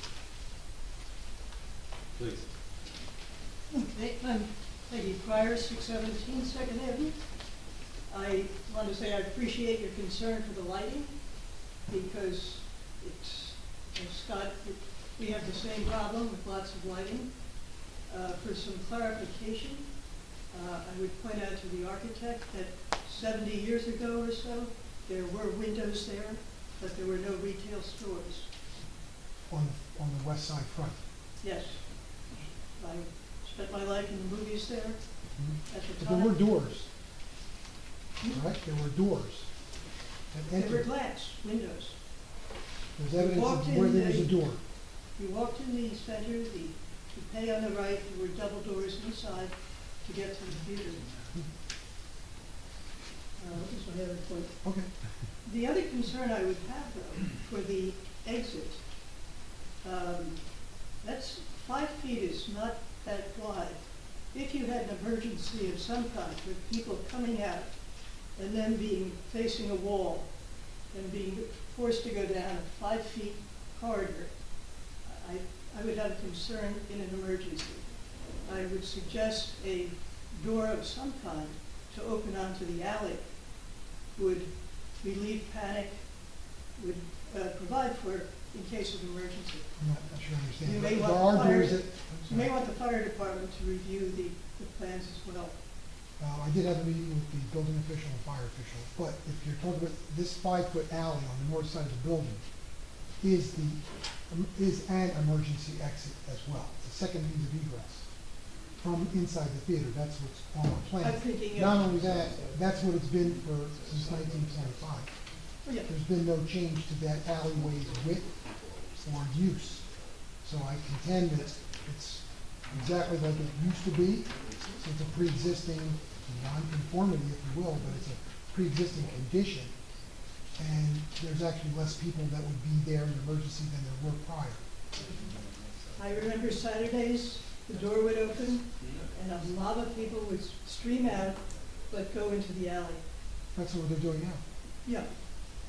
I think you're talking two different alleys. You're talking the alley that goes out to Second Avenue? Yeah. Yeah, he's On the talking the second- alley that runs oh. between the buildings Oh. on Main Street. Very cramped. You don't have Yes. the alley, okay, sorry, I misunderstood. So I'm something's saying gonna have to get right worked away. out, something will have to get worked out with that, moving forward. Is there an exit on the south side? No. Is it in the center? No. Because that's not our property. But We you have explored right that. away. But you have a right of way of it. You Mhm. have an easement. No, the building is on the property line, on the south property line. It was explored with the previous owner that we might have an exit there, and he explored having an easement with Vix, who owns that property. But this owner is not exploring that at this So time. we said it had an easement. Parking only? Parking, I guess, yes.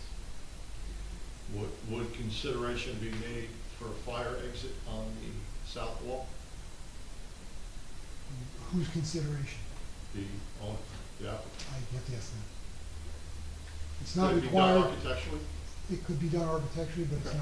it's not required Right. architecturally. When did you meet with the construction official and the fire official? This year or last year? About a month ago, Oh, okay. Chris Campion and Steve Losactor. Chris is fire official, not fire official. Did they bring up the issue of fire suppression in the building? Is there currently fire suppression in the building? No, there is not. Did they mention that there would be or would not? We are planning.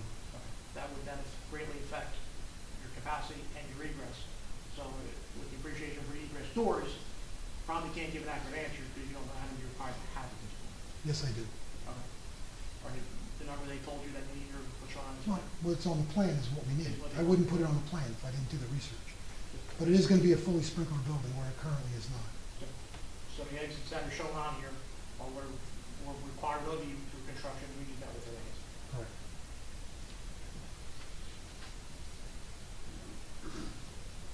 Any other questions from the public?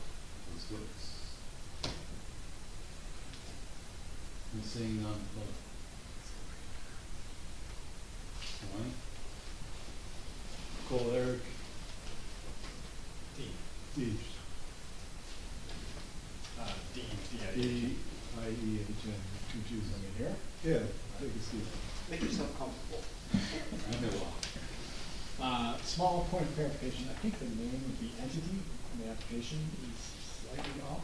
It's EMAM, LLC-E-M-A-M. I think a typo got introduced in the It process. did all over the place. It's been Yeah. spelled. The correct spelling is E-M-A-M, Lab LLC. So, sorry, just want to make sure we get that right. False for not.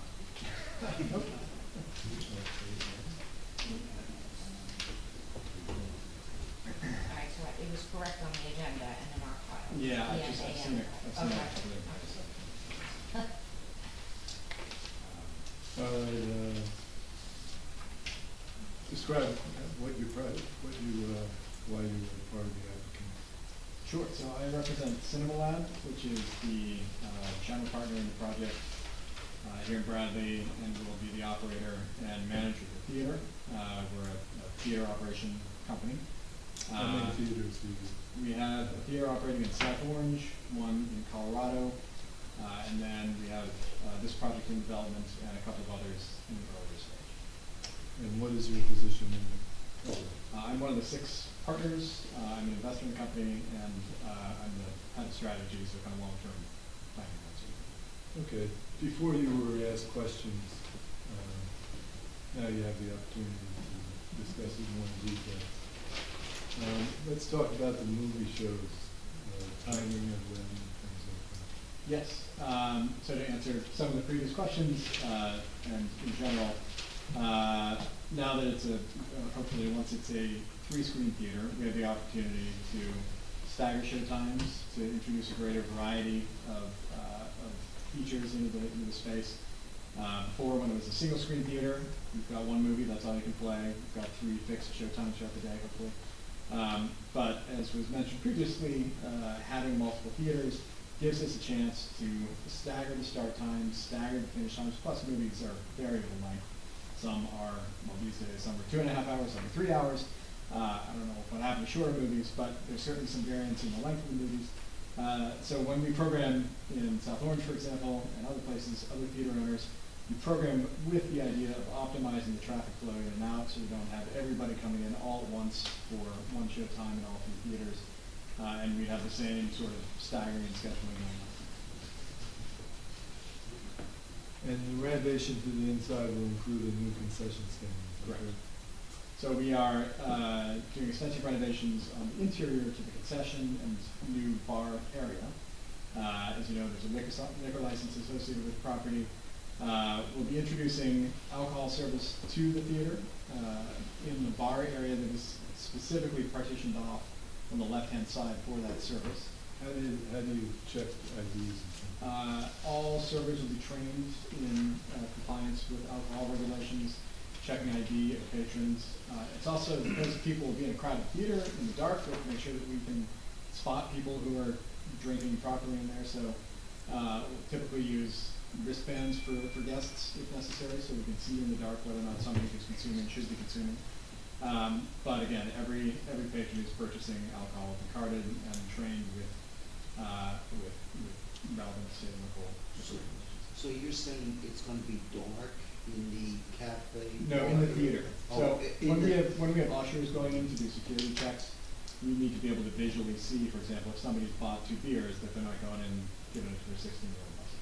So wristbands are one way to mitigate that, for example. Oh, so you're gonna be allowed to bring the beer or whatever alcohol into the theater itself also?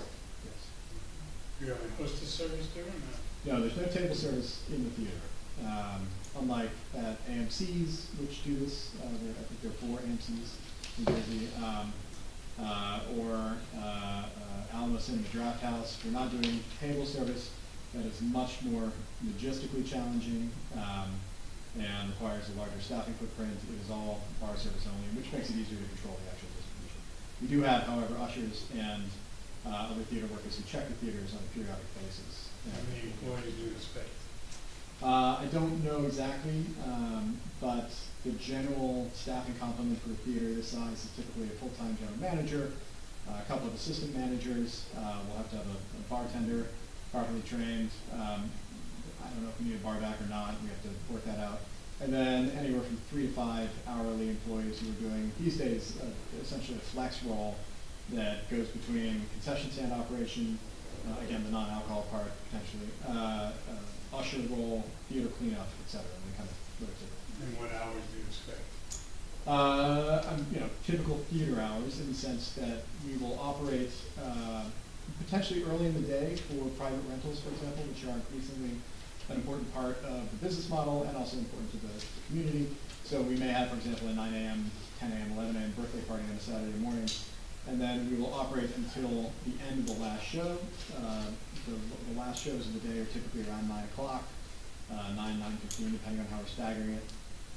And as I mentioned earlier, perhaps a little prematurely, we'll start winding down service after that last show admits its guests. So the bar, for example, would wind down operations 30 minutes after that last show starts seating people.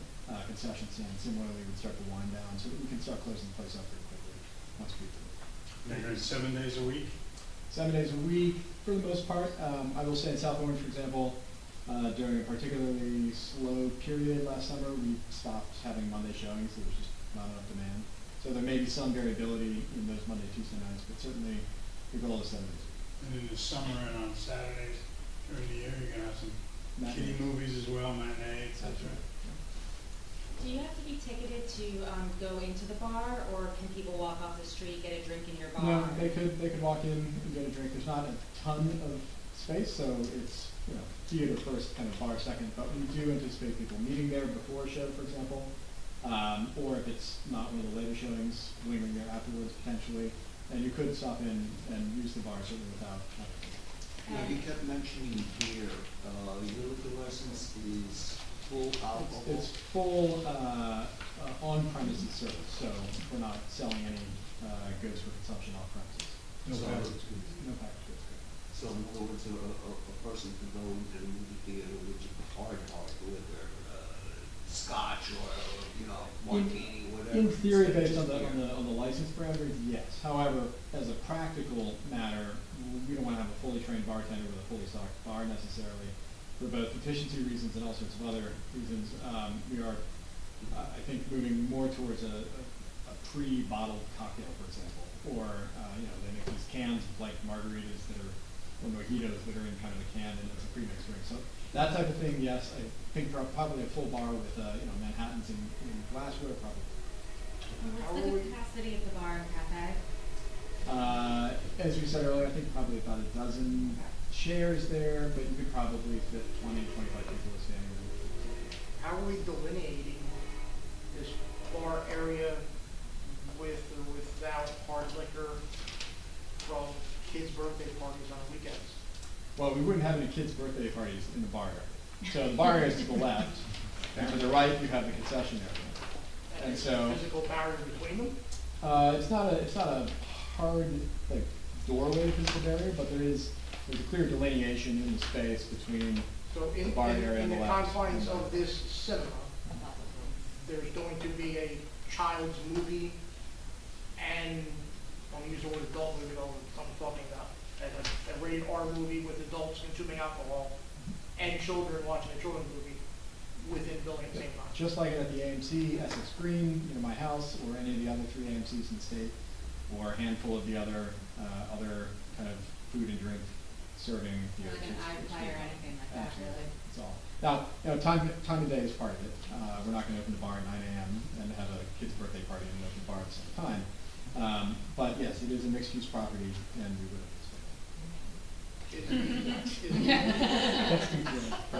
Hours of operation on the cafe, would the cafe be open before and after, similar to the liquor store? And were you able to walk off the street to the cafe? Well, the bar and the cafe are the same space. So the concession stand on the right is really just typical kind of movie concessions, plus a little bit of elevated fare, potentially some local food that we bring in to sell there. Similar hours, probably a little bit longer during the actual showing, so if people want to go out and get some popcorn or you know, jujubes, whatever it is, they can go do that during the movie.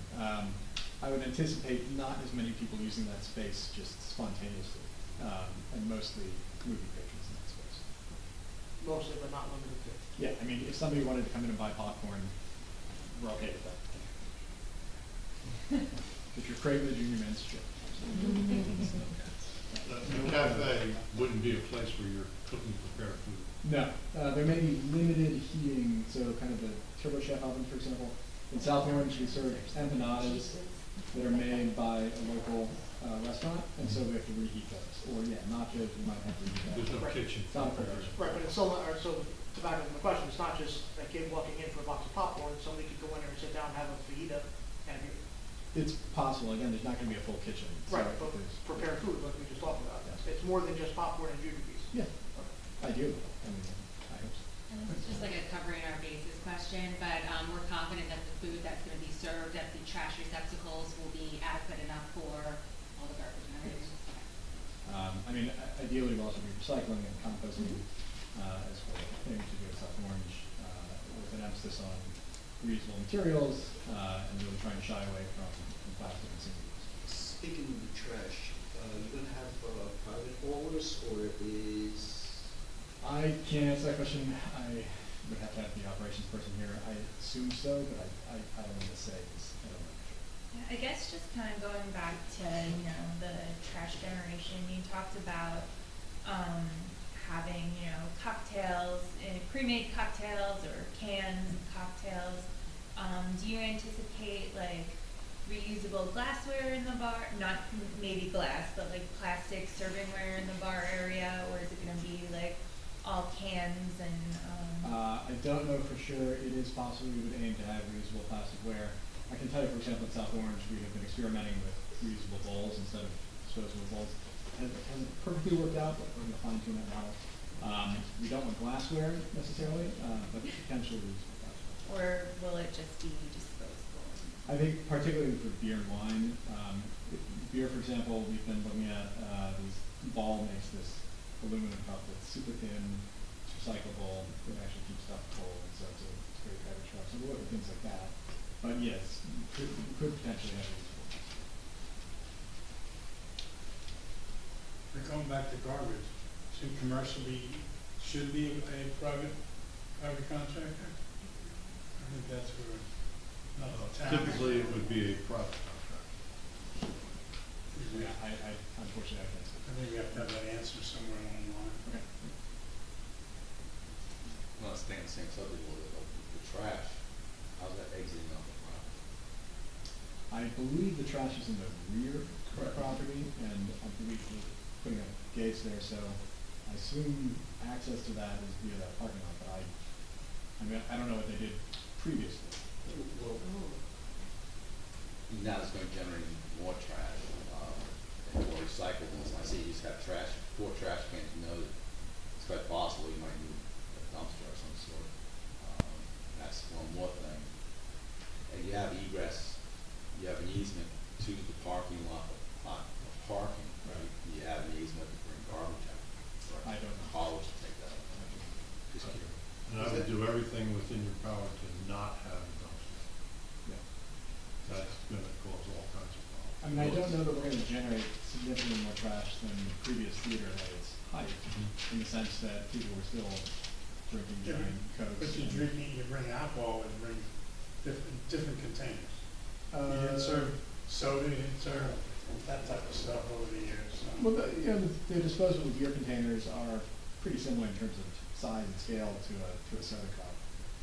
So I don't anticipate a huge increase just based on what we're doing. It's not, again, we're not preparing elaborate meals or having. I think we need that answer. And I think there's a reasonable expectation that, if this were approved and go forward, that there would be more people attending this theater than the past. I mean, if people were attending the past theater, they'd still be in business right now, so. But I mean, at its height, I assume at some point in the last 10, 20 years, it was a fairly functional theater. Can I just bring up one point about the closing time? I don't know that we should leave it loose enough to where it's 30 minutes after the last showing. After it starts. What's that? After it starts. Yeah. 30 minutes after the movie starts, because after the last show. Right. So in other words, if the last movie was at 9:15, we would stop bar service at 9:45. And then the movie goes till whatever. Yeah, right. Yeah, I mean, I think we're probably aiming to keep it shut down by midnight. The running time sometimes they push a little bit. And then that may be things In your experience with the other theaters you have, you serve alcohol at those theaters. We're in the process of implementing it at South Orange. What about Colorado? Colorado, same thing. We're in the process of rolling it out there. Okay, my question is going to be, how much do people really go and drink before they go see a movie? And like that, in that regards, because you have access to the bathrooms, you got to block traffic back and forth. I mean, again, we don't have a large bar space there, so it's not going to be packed. I just misunderstood. No. I thought he was talking about after the movie ended. No. So now I understand. Half hour after the last movie starts, half hour later. That works. Because nobody will be there. Yeah, exactly. So in other words, you'll have almost an hour and a half of No, I non-consuming. But I just think for operational purposes, not just the cafe, What happens if you they should have have any time. Well, it's just saying, no alcohol. That's all. Can I make a comment? I just don't know, but I can answer some of this by another factor of what I know, just to give some insight. My brother runs a theater in Washington D.C. They've had beer and wine released. I'm not sure about full liquor. I talked to him a lot about this by chance. This is what he's been doing for a number of years. He's never mentioned to me about unruly people not getting too many drinks. They limit the drinks, and I'm not sure if you're doing that, but these are bartenders that they're not, they understand what they're doing. It's meant to be a movie theater, and you have a drink. It's not a bar showing a movie. And so on that comment, it's not attended by people who are intending to go to a bar. This is what I'm just giving you my insight from my own family. I know this.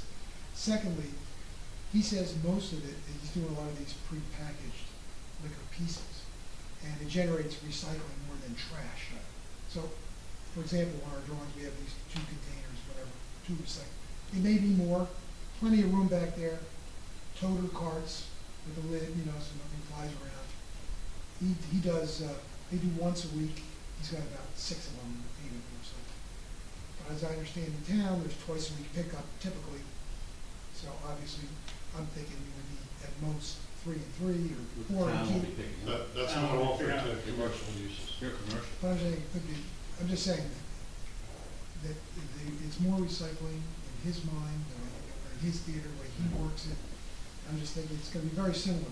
This theater is not much different than that one. So just so you guys understand where we're coming from, in a small town like this where there's literally, I think, 4 drinking establishments, any new drinking establishment that comes, like to say that people aren't gonna go in there for a drink or might not become a hangout or anything, I just don't think that's Oh, a no, we're not, I given mean, in we're this definitely town. not trying to discourage people Yeah. from having a drink there. At the same time, Yeah. the capacity and the fact that there are people streaming in and out of the movie means it's gonna be first and foremost a movie theater. And then closing the bar at 9:30, or Will 9:45, eliminate and it's gonna bring that down. That makes sense to me. You're not gonna allow food driving, right? In the Yeah, theater? outside. Oh, not from the outside, okay. Can you touch on the lecture hall component that was mentioned? Yeah, so, again, we're talking about a very small, I wouldn't even barely call it a stage. It's essentially a lift that extends out past the proscenium. You're not gonna put on a full production of Hamilton there. It's to have people come and talk about the movie. Thanks to the company and the people who are partners in the company, we have access to a lot of Hollywood talent. We have access to directors, we have access to producers. We've had events at South Orange with directors coming and talking about their movies. And having a space for those people to stand in a non-awkward way in front of the screen is critical to make that a success. Now that does mean you do have the opportunity to potentially have a lecture or somebody else talk, or a TED talk or something like that. It could be used for that. But we could not put on a play. I doubt we could do any kind of musical. Maybe you could do a musical thing there, like a singer-songwriter, but it's not really intended to be a live performance. Right. But potentially could be any plans to, per se, open it up to rent out that space? We could for corporate, if somebody wanted to have a corporate event and do a slideshow, we'd have space there to stand in front of it. But we have no intention of bringing in bands, for example, or plays or anything like that. Well, you did say that screen is fixed. The screen is fixed, yes. Okay, so it's. And frankly, the stage area is not really usable behind that as a stage right now. I mean, there's, as you were saying, there's sort of remnants of old bathroom there. There's a bit of the old scenery kind of area back there, but it's not really, it's not in a condition to actually put on anything.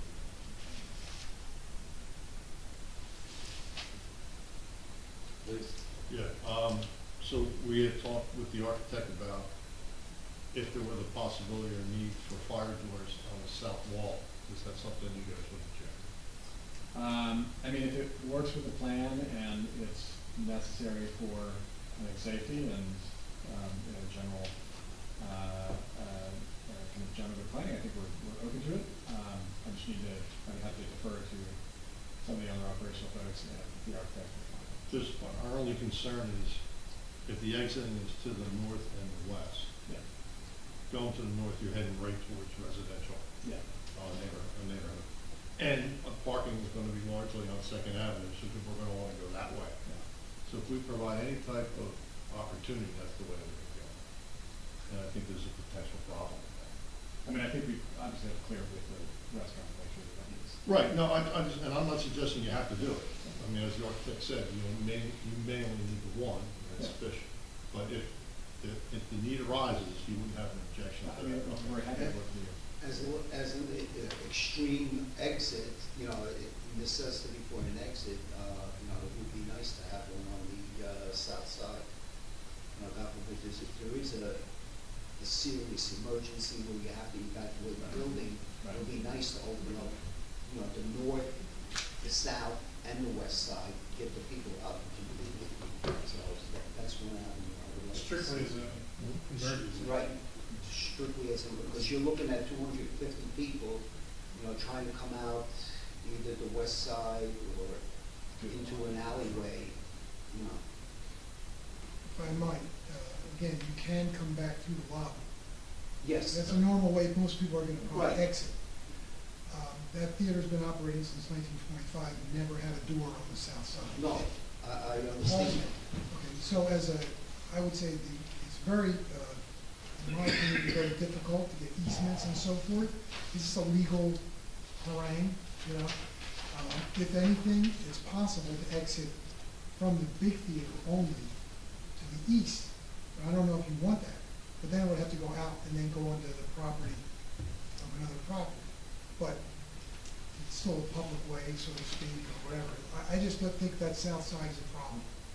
It's not necessary by the building code or fire. Well, that's fire part of code. it, that's not driving, let's, Well, my whole point is that they need to drive it. right, And if it's needed, it has to be the done, architect said it can be done, that's good. right? And the property manager said that they would do what they need to. That's all I want to get on the record. That's, I agree with that. Exactly. If they, Look into it. if they say it has to be done, If it's code generated.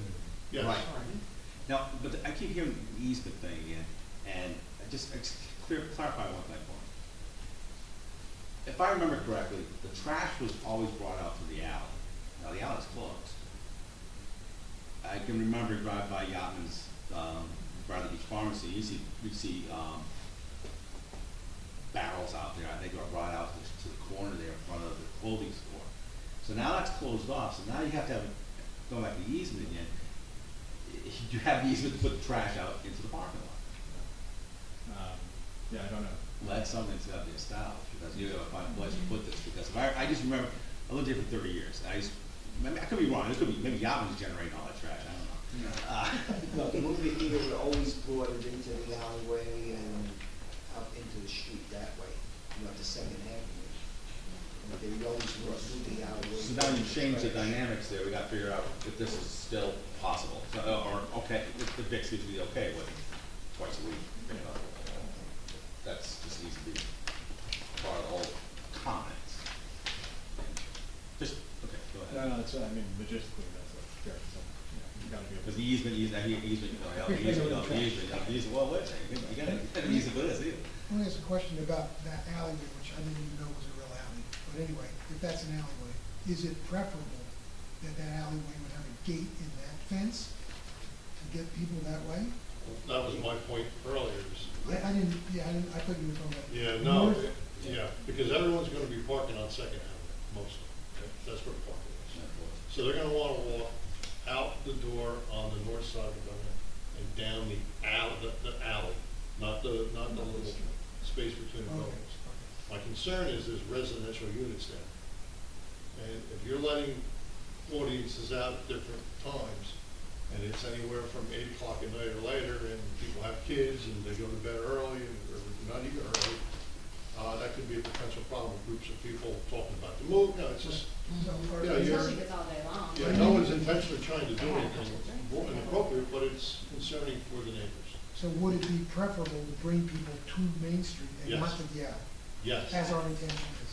Yes. Look, that's what Yes, you're it gonna do is. anyways. Okay. With the two theaters, the two small theaters, coming into the street. Right out You're to in the Main street. Street, we're only concerned about the larger theater. And now it's even, I was just reading the paper today, it's like a 50th anniversary of my factory wedding, which movie was sat here for 4 months. And every night it was full, and everybody went out the alleyway, so I don't know, it's. Well, I mean, this is our opportunity as a board to correct a wrong, and that's a wrong, in my opinion. Right, and just because things have been done I that know, way since it's so- 1925, I know. doesn't mean they need to continue that way. Here, Christine That's what, those are your ages. Yeah, that hurt. Wait a second, I like it. Since people come in, they gotta go out. Had to. But no, I just wanted to be clear about the, yeah, we should call it alley, maybe call it right of way, that's what it is in a strange way, it's a right of way that occupies all the buildings. On our tax maps, It's called alley. DPW, so. Yeah, Okay. called it Allen. So Jerry, what are you proposing? I'm not proposing anything, I'm just proposing that we need to not allow people exit down that alleyway. Right, I think Jerry had asked, and it was confirmed, so as a, as a condition They're of putting a fence across it. approval, right, it would just be there's no exit through that alley onto However- Second Avenue. However, further testimony came out, as far as a fire exit, in case of a fire, it's difficult for a large number of people to get in there, they're gonna wanna go right out the alley. So, how do we handle that? And I think that's gotta come from our construction and fire departments. And that south door It may be that in operating your theater at night, one of your ushers may need to be there at, the time when the movie's over, and just make sure that people don't go through that gate and go out to Main Street if that's possible. I don't know. Well, I know it's gonna come back at you eventually if people are complaining about it, you know what I'm saying? Just wanna get ahead of it. I'd rather design it so that we're pushing the flow. You don't wanna be unhappy once you open. I thought that with that fence, we're closing off the alley, and people will go to Main Street. Right. Now, I also believe that that's only gonna be more or less an emergency exit, because most people are gonna exit back from the lobby. That's good to know, because I agree with That's my intention, that's my thought, because, That's the theory. well, I think that's Then the way it there's common is. sense of people, shortest way to the point is a straight line. When you're in a mall theater, you see the exit sign down the bottom, you never go out that exit. That's a fire exit. You filter back through the front. So- And that's true every movie that I've been to. So if you can do that, that's great. If you can make that the main focus out, that solves the whole problem. So I have a question now for you with that. If you're making that, the west front entrance, the main exit, the only way from the Cinema 1, they would have to go up that walkway on the south side of the building. How wide is that walkway? On the south side of the walkway? The Yeah. south side of the building? Well, to go in between Cinema 2 and the wall, that ramp going up. 5 feet wide. That's 5 feet. So we're back into that 5-foot area. God forbid there's an emergency. Theater 1 is at most We- 40 people. That's a bit smaller. We did look at exiting to the south. I mean, believe me, there's been versus one to the north, one to the south. The purpose of that was just to explore it, but I know that there's complications because of another property owners involved. Otherwise, it would have been a perfect place, but it's not easy, or it's not as easy to do in terms of, I know that in other projects I work on, you have shared parking, you have to have cross easements and this and that. It makes it more difficult. And if somewhere that guy wants to build something, takes up your door, that doesn't help you. So you have it this way, and there's no legal issues at all.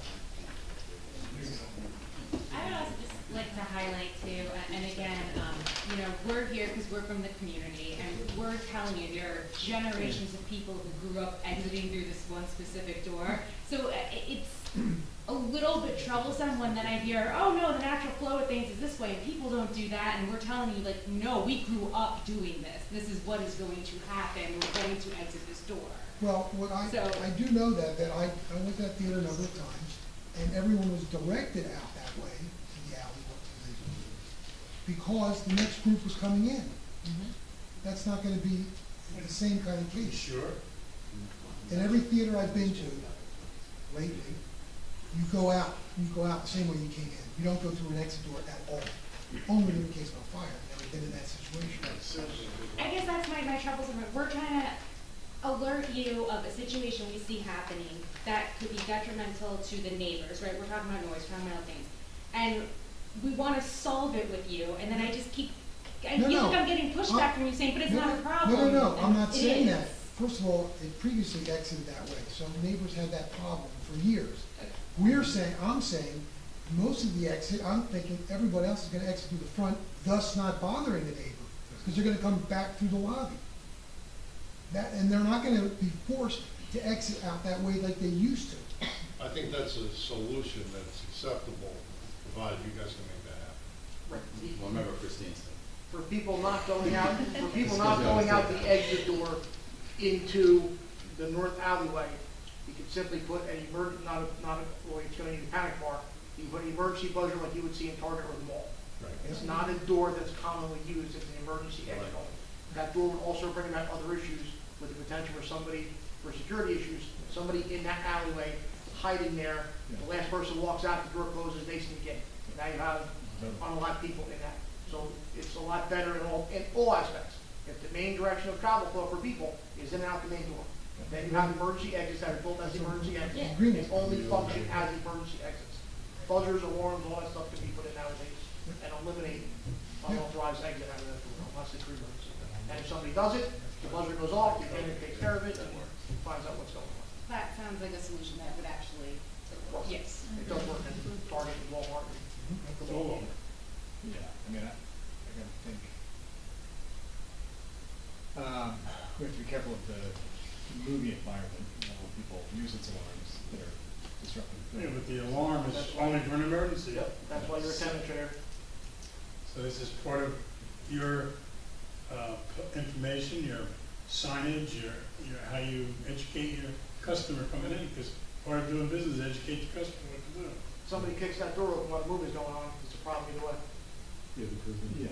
At least with the buzzer, you know about it, rather than some kid opening the door and 5 people sneaking in that way. Yeah, I guess the question is where is that an alarm that's audible within the theater or up front?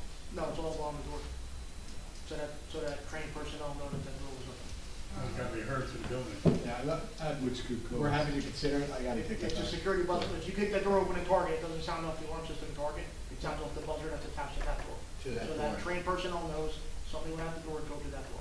Yeah, It's not happy to handling- consider it. I'm gonna have to defer to the operations guys before I do that. So, anything else you want to add to this?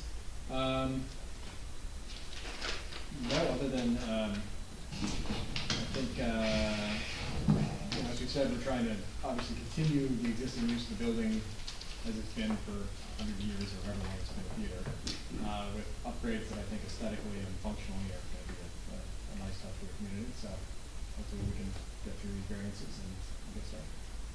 If and when this is approved, what is your timeline to go forward? It's going to take a while. Construction is slower than I think we'd like. The goal, I believe, is sometime in the first half of next year, so probably first quarter next year. 2023. Yeah. I think it's unlikely that we would complete construction. I don't even when to start. Yeah. Start in January 23. Construction? Yeah. Construction hopefully will start within the next 3 to 6 months. Once it's approved. Yeah. Yeah, they're committed to go forward. Okay. And we definitely like to get it open before the summer season. You like to get to some, Memorial Day on next year. Yeah. You missed this year. Right. Yeah. You haven't really spoken specifically about the Use variance. use variance, which probably, that seems to be the real, this is all kind of neat, but the use variance has to be, let's talk about it. Right. I mean, obviously, it's outside of the permitted usage for the zone. Again, our thinking is it's been a theater for so long, we're not truly changing the character that the building does, other than adding the alcohol service, which is becoming common in theater. We're expanding the number of screens, but we're actually shrinking the number of seats to match modern tastes. We have an expert. Nice job.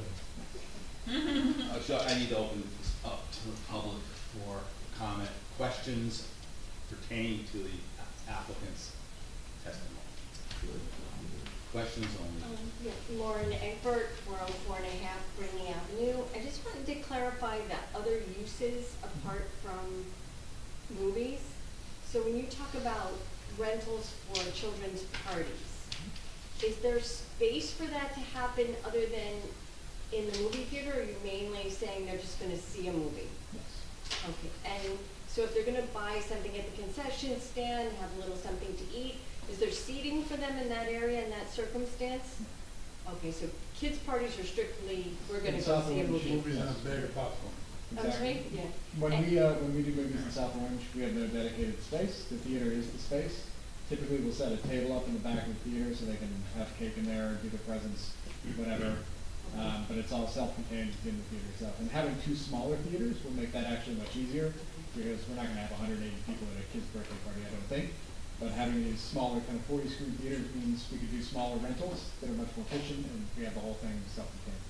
Now, do you have an idea of what time of day and how frequently those small theaters would be available for such a thing? I can't say precisely at this point. I can tell you in South Orange, for example, on the weekends I think we start 9, 10 a.m. and then we'll run that until the matinees start. It depends on demand and how many people actually want them. I think we've got some other civic groups that rent it out occasionally. Midweek, we could do it if there was demand. Again, if somebody wants it for a corporate event or some other party at noon on a Wednesday, we're certainly happy to talk about that. But typically, most of the kids' parties are weekends in the morning. In the morning.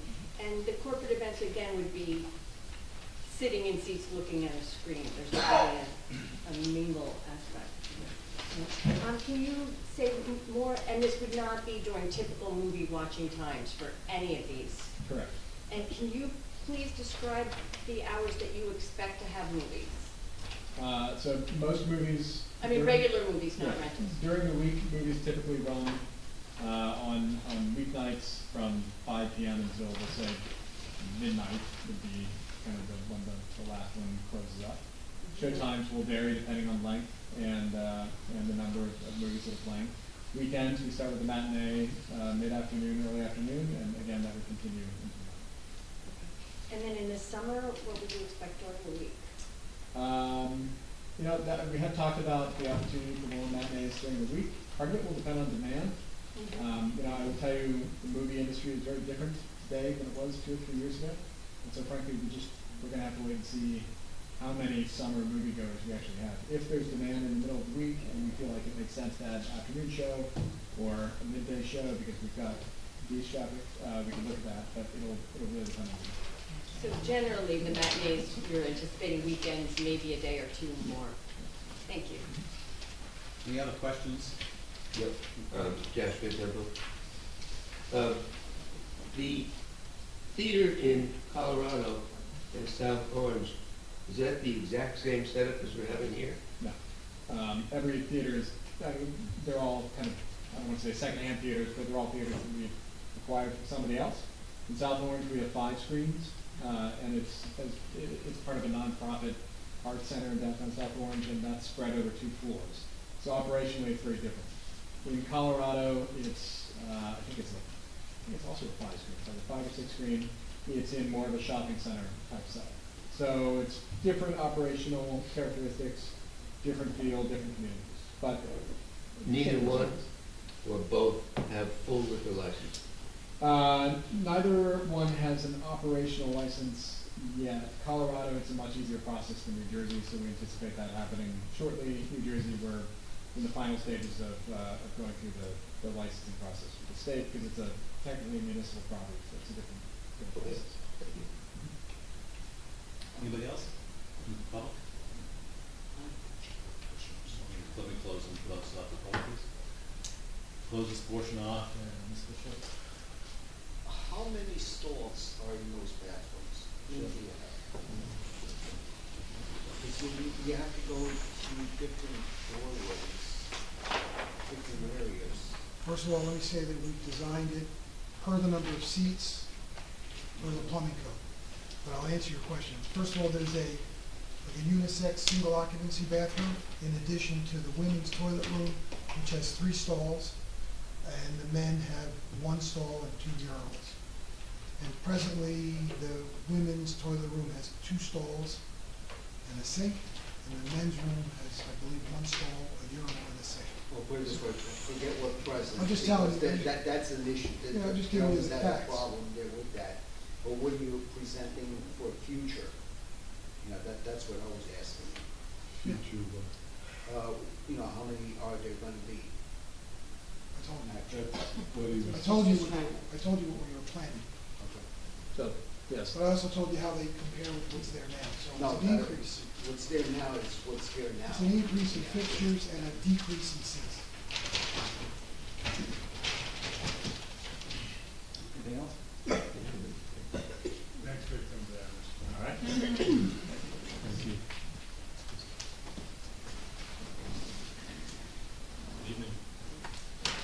Good evening. Good evening.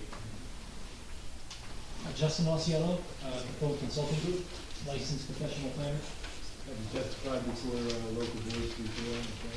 Hundreds. I've appeared in 19 counties in New Jersey.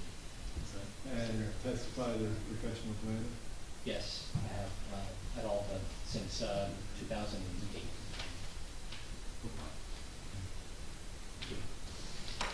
Did you please give us a description of the proposal, knowing that we exhausted what I think. Yes, so I'll be brief in my overview of the proposed. Obviously, the cinema has been here for approximately 100 years. It's been established, substantial upgrades to the interior and the exterior, modernization, overhaul. You've heard the architectural testimony. There's going to be extensive changes to the interior. Obviously different usage of the property, although it is still a cinema generally, but now of course the bar and the food service, the marquee improvements, the signage improvements, the facade improvements. That's essentially what's proposed.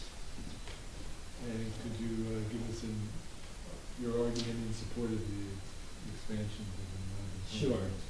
Okay, so this variance is a bit different than what's typically known as a use variance, or a D1 variance. In a D1 situation, you have an applicant coming in front of you who has a use that's not permitted in the zone.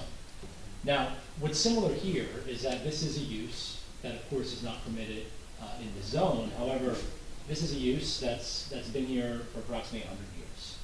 So in this situation, the law or case law has differentiated from uses that are going to be newly introduced onto a property. In this instance, this use has been here for a long time. So what the law says to that effect is that since this is a use that has been on this property for a long time, the surrounding area is familiar with it. So in that sense, the bar is a bit lower than a D1 variance, which of course requires a particular suitability. The law says that despite the fact that this is not in this zone, the use is not permitted, it's particularly suited from the sense that it's been here for a long time. So that's the main difference between a D1 and a D2 variance. And we're talking D2. Yes, we're talking D2, expansion of a non-conforming use in the GD zone. Now, there are some bulk variances sought in connection with this, which involves the sign and the fencing. Sure. So So there are some bulk variances. You heard from the architect who gave the testimony relative to what's changing here is the marquee sign itself, or the foundation of it, if you will. That's not changing. The signage is going to change in the sense that the previous beach will be changed to Bradley with V on the side. So that's two signs each on two sides, and that's a sum of 4.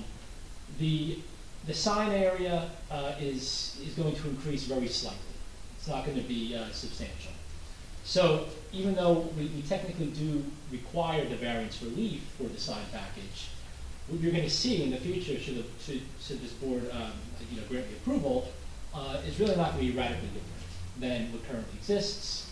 The marquee has been there. I can't say how long it's been there, but it's been there for a long time. So when you look at the sign package, it shouldn't be looked at in a vacuum.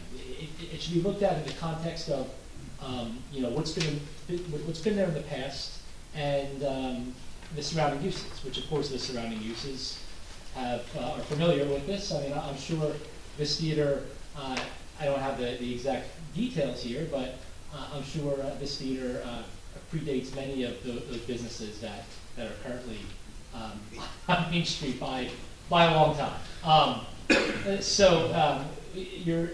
You have a situation here that we may need multiple variances for the sign package, but in a material sense, it's not a situation that really much is changing from what had been there previously. Relative to the fence height, you heard that there are practical reasons why the height is required. I'm not going to belabor the point and rehash all the testimony from the architect, but the architect has established that there is a difference in 1 foot in height, and he had established the practical reasons for the increase in height, which of course requires a variance. Relative to, I gave you the preview of the difference between the D1 and the D2. This being a D2, the standard for a D2 is really more similar to which is known as the C2 variance or flexible C. In a bulk variance situation, it's whether the benefits outweigh the detriments.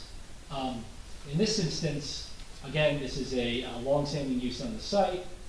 The surrounding properties are well familiar with this use. The expansion is not due to the expansion of the footprint. It is not due to the expansion of anything in the exterior. The expansion is essentially because the use itself is changing. In the sense that it's not changing in the sense of being a cinema, but of course it's changing that there's going to be a bar, there's going to be some food service, etc. But it's important to, in the context, for the purposes of the record, the expansion isn't in the sense I think a layperson would think of, that something is going to be going outward. In this instance, it's not. The expansion is going to be in the inside. The architect has brought you through the proposal. The operator has talked about how it's going to function. So with that said, for all those reasons, I would say that there are special reasons or purposes of zoning that will be advanced. And prior to going there, I think a good segue too. And it's important to note here in the letter from Ms. Bell, her review letter dated April 13th of this year, states that the property complies with lot area, lot width, lot depth, the coverage requirements, setbacks, height, number of stories. Well, of course it complies because nothing is changing in that sense. But I think for the purposes of the special reasons, that's important to note for the record. Relative to the purposes of zoning, that I believe that this application will advance, criteria A, general welfare. This is, and what's important here, from the standpoint of the master plan and the policy doctrine of Bradley Beach, there's an update in 2018, and one of the goals talks about a stable community with a provision of a balanced land use pattern. In this instance, this is a cinema use, had previously been a cinema use and it's proposed to be cinema use. This is a positive use in the community. This is, it's not in your traditional sense passive recreation, but it is sort of a recreational activity for people to just have a pastime, to go see a movie, to go with their family, to go with their friends, to bring their children. So for the purposes of planning, when planners look at how a use interacts with the community, it's my opinion that this is a use that obviously is quite beneficial to the character of this borough for what it provides. And the redevelopment or rehab of properties in the community. I think given that, which is another goal from the master plan, given that this is on Main Street, the master plan also talks about uses that fit the character of the corridor. This has been a long-standing use within this corridor for approximately 100 years. And I think kind of part and parcel to the special reasons and the positive criteria here is that this is just not a standalone use. This is synergistic in the sense that this will bring people into the community or keep people within the community to spend their money at restaurants, to go to any of the retail stores, and then go see a movie. It's a really good opportunity. It's walkable. You'll capture people from the borough. You'll capture people from outside the borough. But this is an opportunity to bring people into this community who are going to spend money, which speaks to the economic development and the importance of keeping money here in Bradley Beach. So that's A. Sufficient space, which is criteria G. I think it's clear that there is sufficient space in the interior for these improvements. I think the layout is logical, it makes sense. I know there's been a lot of talk this evening about various issues that I think the applicant, will sit down with the board's professionals to go over to make sure, it meets the standards of the borough. But I think there certainly is sufficient space, given the fact that as the building currently stands, it meets, all of these requirements. And the visual environment criteria, certainly desirable. It's creative design. I'm not an architect. I can barely draw, so I'm not going to talk about the architecture. But I think the architecture, speaks for itself. And I think it's also, it's going to, if the board shall approve this application, the facade itself is going to be a positive beacon for the community. And I think it's going to be a real benefit to the downtown area. So those are the special reasons. I certainly think that the benefits do outweigh the detriments, and that leads me to the negative criteria. What do you mean by negative? Okay, so good question. In the standard for justifications, you get the positive criteria, which are the special reasons, and the negative criteria, which is a two-pronged approach. It's number one, that variances should not be granted if they will present a substantial detriment to the public good. And the second prong is that variances should not be granted if they will substantially impair the intent and the purpose of the zone plan and the zoning ordinance. In this instance, given that this is a D2 variance, the standard for negative criteria is a bit lower. Not in the sense that I still don't have to put the proofs on the record to establish that what's proposed will not be a substantial detriment to public good, but the law or case law has established that since this has been a use that has been here for approximately 100 years, it's less likely to involve a negative impairment to the area because the area already is familiar with the use or has grown up to be used to the use. As opposed to a D1 variance where if you had another use coming into onto this property,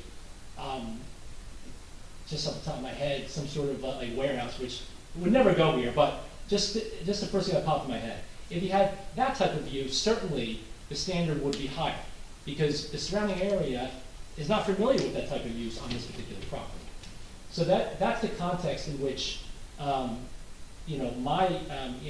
I did my review of the site and the surrounding area and the use, how it kind of fits into this site, and why it's not a substantial detriment, to the public good. Again, it's largely compliance. We do require some variance relief for the signage, which the architect has gone through, which I have, gone through. There's really not much of a change from the previous sign package. Relative to the expansion of the non-conforming use, I understand that there's been a lot of back and forth tonight, relative to the operations of the property, how it's going to function, the access, etc. I believe that the applicant is making a good faith effort, has listened, has been responsive to these questions and these concerns, and will work with the board's professionals to ensure that if there are any negatives that have been talked about tonight, they will be mitigated or removed.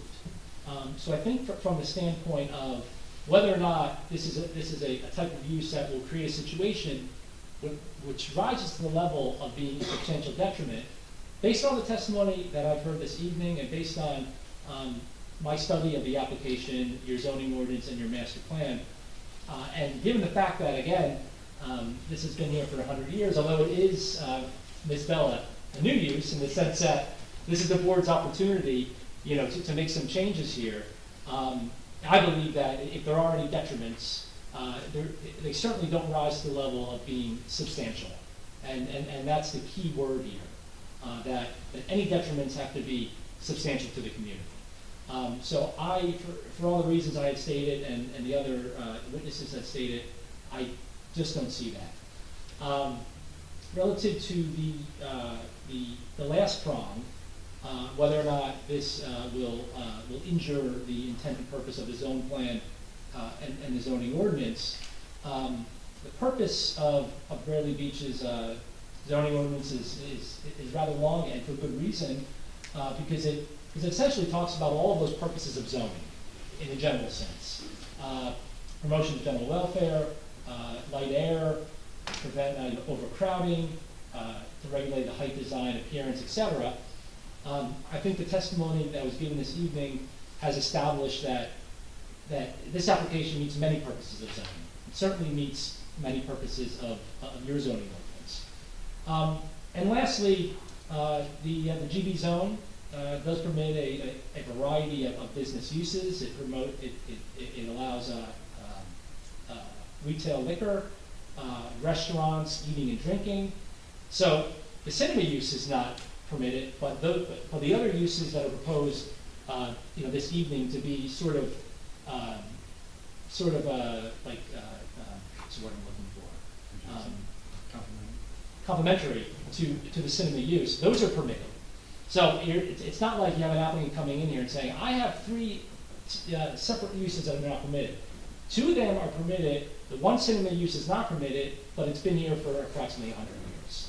So when I look to whether or not, from a planning standpoint, whether this is a use that will have a negative impact on the GB zone, I just don't see it. Again, this is a use that's synergistic. It's going to bring people to support the other businesses nearby.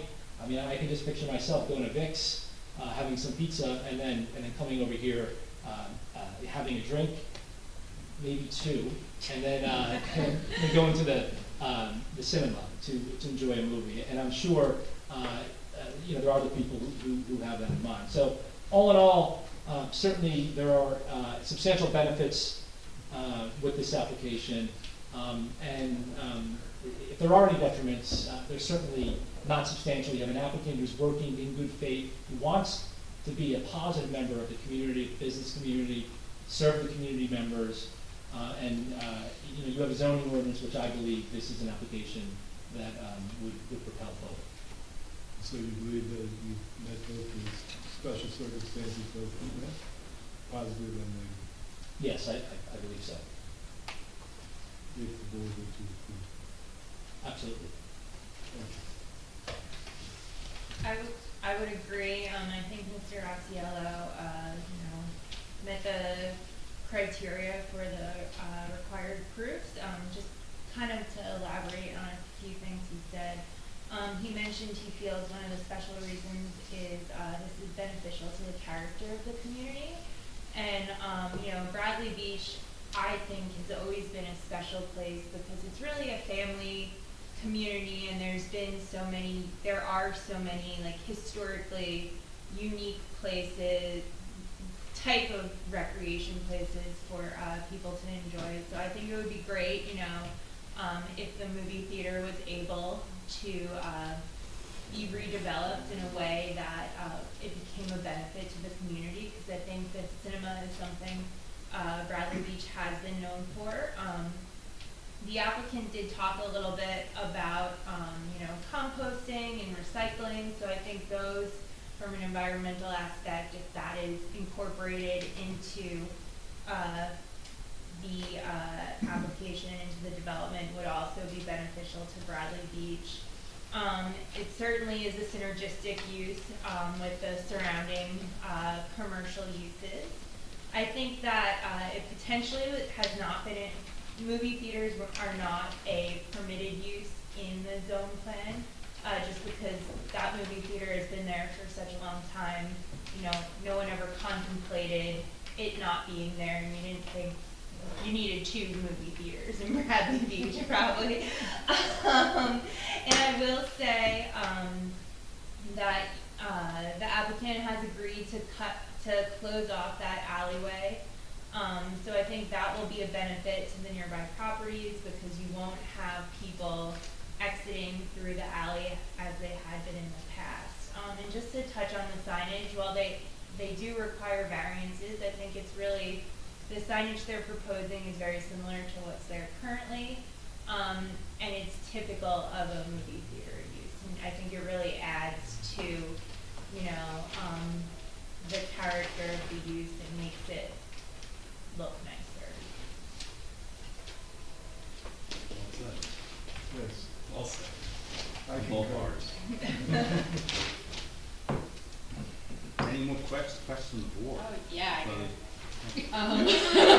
So- Sorry, because now that we're talking about composting, I don't see in the plans like where the composting would be or anything like that. So what are we talking about? Just like one of those drums that you turn that's small in the back, or?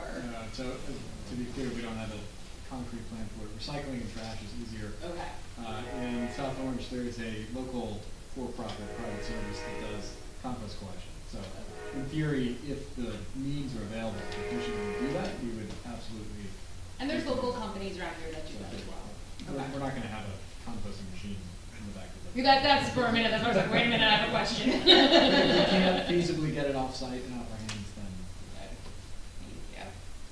And again, just want to reiterate, there's no testimony whatsoever as to how bright the marquee sign is going to be, correct? Yeah, unfortunately, our design team could answer that better than I could. But in general, looking at the renderings, it's not intended to be a bright flashing, like scrolling LED sign. And I think, if the board chooses to act favorably on this application, they agreed to submit a lighting plan, which would be reviewed by Jerry and would have to meet the borough's, lighting requirements. And shutting them off within a certain time frame? Yeah, I think if that's necessary to be a good neighbor. Thank you. Well, like it was mentioned, you have the residents across the street up on the second floor, which will be their eye level almost. Then we have on the Yes, east elevation, you have the backyards of neighbors. The wall sconces, I don't think they're gonna throw up that much lighting. And the marquee sign and looking at the liquor. Yeah, half hour. Well, the marquee sign, I don't know if you want that on until the last movie's over. People are going out that Yeah. way. We have the wall sconces and. True. Yeah, we wanna make sure there's enough light for egress, for security, for all the other purposes. Well, you have the wall sconces and you have the marquee light, which eventually will go off and that'll give a lot of light. Is that lit underneath as well, the marquee? I think there may be some. Are they separate? There are recessed lights layers. Recessed lights underneath, so do those outside ones have to be glaring into the apartments, the question? Probably not. No. Yes. Well, there's no flashing lights, because I think they're out there. Plus the sign's a triangle anyways, it's basically spilling towards north and south on Main Street. It's not really pointing towards. Yeah. It's a moot point because it's already there. Yeah. Frank. It's already there. The other marquee But signs. are you talking about the marquee sign? Are you saying that the marquee sign? Yeah, was it's the- trying. Yeah. So it's what's there now. Right, it's not flat against the building, projecting directly. Oh, across the I thought you were street. talking about the brightness still, and I was No, like, that's no, gonna we're have to adding be to all, it. that's gonna have to be all established Yeah, yeah. by borough engineer. Okay. Just want to ask, Paul, do you have any comments or input you want to put in this? Okay, very good. Any other questions, board? Open this up. I'm Mr. Wenning before I cut. Is there any more testimony you want to place? No, on this? no. Anything to wrap up?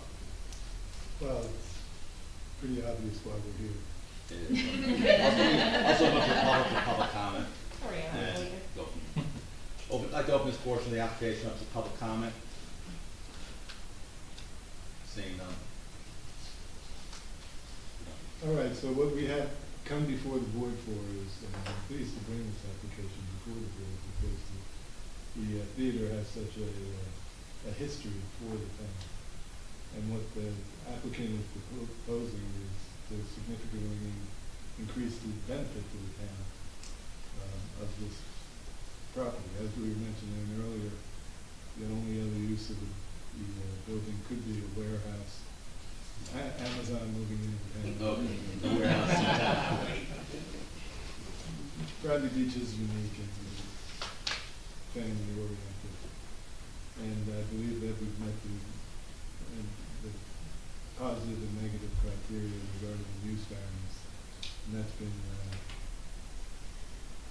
brought to light by the board's plan also, so I would say that we can approve it based on, the use variance, and that would require a 5-vote approval. So I would like to ask if we could hold it. Yeah, I have no objection to that.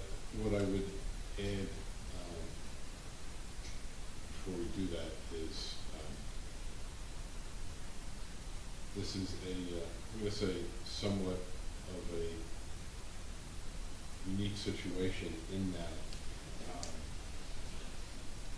we have our board professionals here and our Christine Bell being our planner, who, and I'm not trying to put words in your mouth, but your testimony is consistent with the testimony of the applicant's planner as to meeting the criteria of the use variance. So I would just advise the board that as far as that the use variance issue, there's really uncontroverted testimony regarding those standards. And we have an expert who So they're both, reiterates that. they're both together. Yeah. When you say polling, you know, this is not the vote, this is not a resolution, this is where you're going towards, where you're leaning to.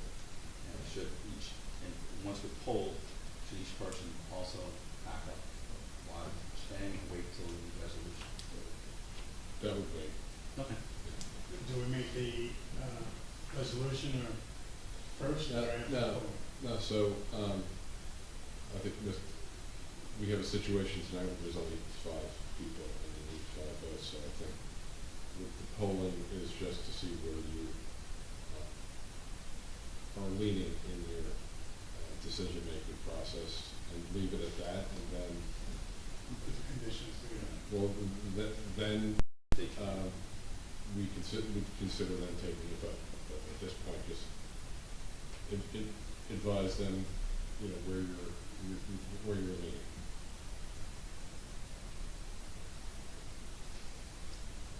Kristen, you call? Sure. Thank Mr. you. Chuck? Some of my concerns were addressed, especially like with the lighting for the residents. The marquee sign shutting off the lights and everything. Same thing with some of the other issues.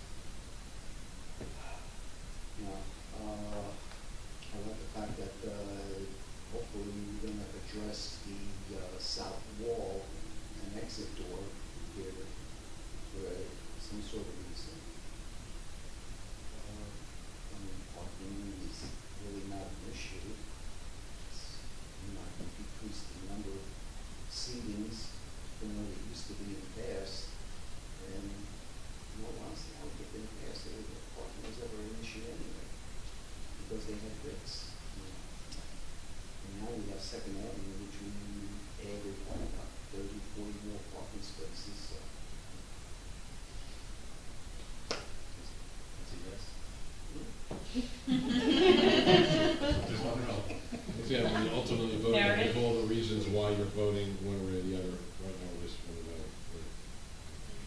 So I think this is a fantastic project that I think will help with the streetscape. I think it's very well designed. I think that it's a good use for the community. It's a use that we've missed here in the community. I would be in favor of voting for approval with conditions, including the easement for the garbage removal, or however that would work, the cutting off the alley, and then also a specific lighting plan that, and I forgive me, I am not a engineer or lighting person, but I don't know if it's nits or lumens or whatever, and that the sign would also shut off at a certain time at night. And with those 3 conditions, I would be in favor. Mr. Murphy? Are you looking for my full explanation or just a yes or just a Tell us where you're leaning. I'm leaning no?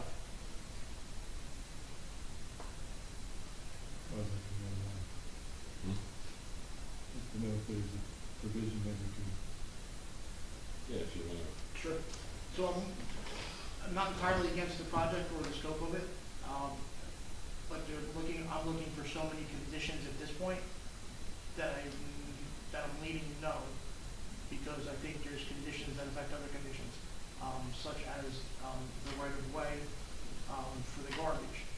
Moving your egress to the south wall, is that on then the property of the locksmith? Do you need easement for that?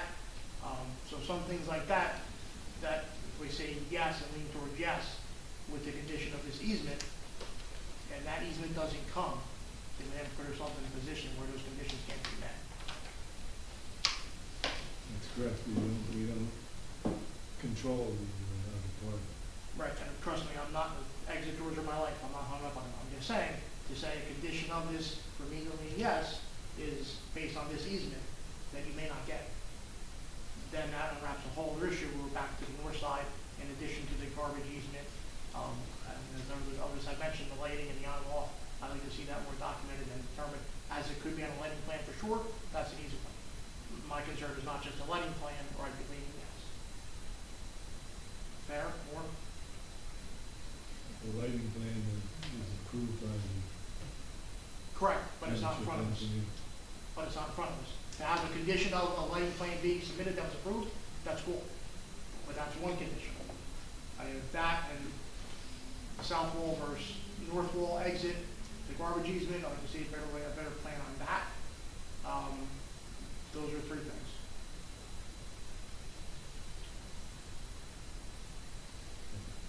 It's just where I'm leaning.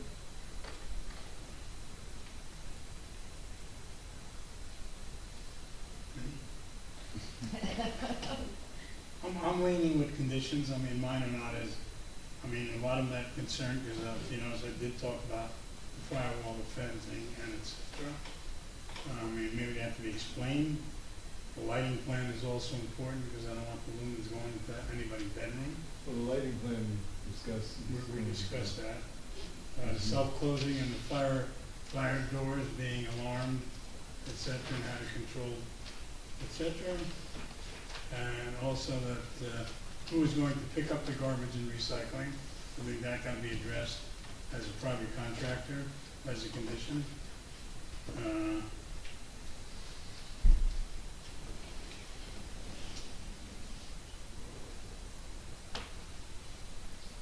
think that's enough for now.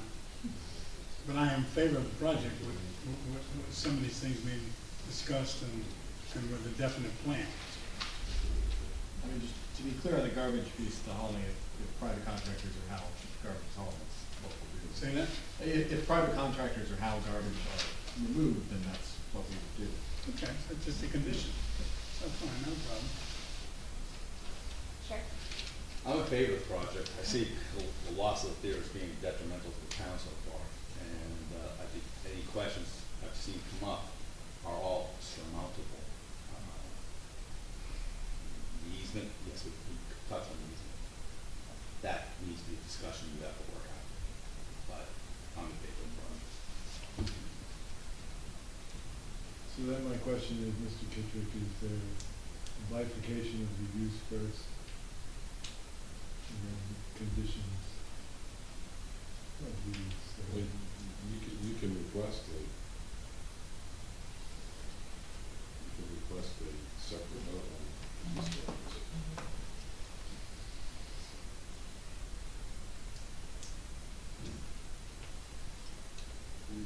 So, I'm not telling anybody how to vote or or advising you how to approach your case. But what I'm hearing based on the comments is a total approval would be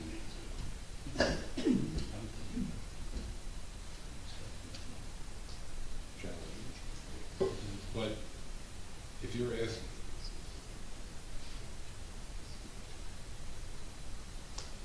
so if your request would be, I gather, to ask for a vote on the use variance, and then the bulk variances with the site plan, is that just trying? Yeah. Very good, thanks.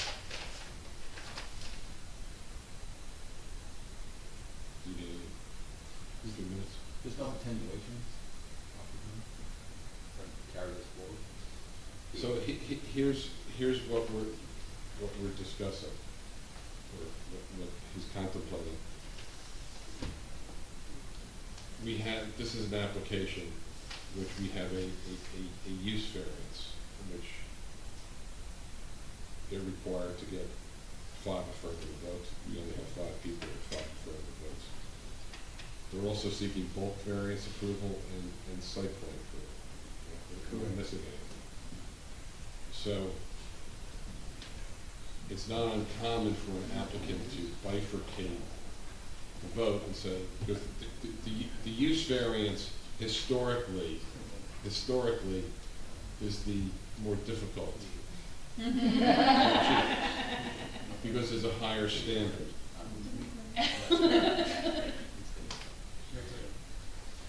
So, as the attorney, I advise you on legal issues. And I'm going to direct it to everybody, but also to Mr. Murphy, that when it comes to the use that's been applied for, there is no dispute among the experts that the standard has been met for the use variance. And when it comes to that vote, you have to be, I'm advising you to be guided by the expert testimony and this is from both experts, which from what I heard is consistent as to the standard being met for these fields.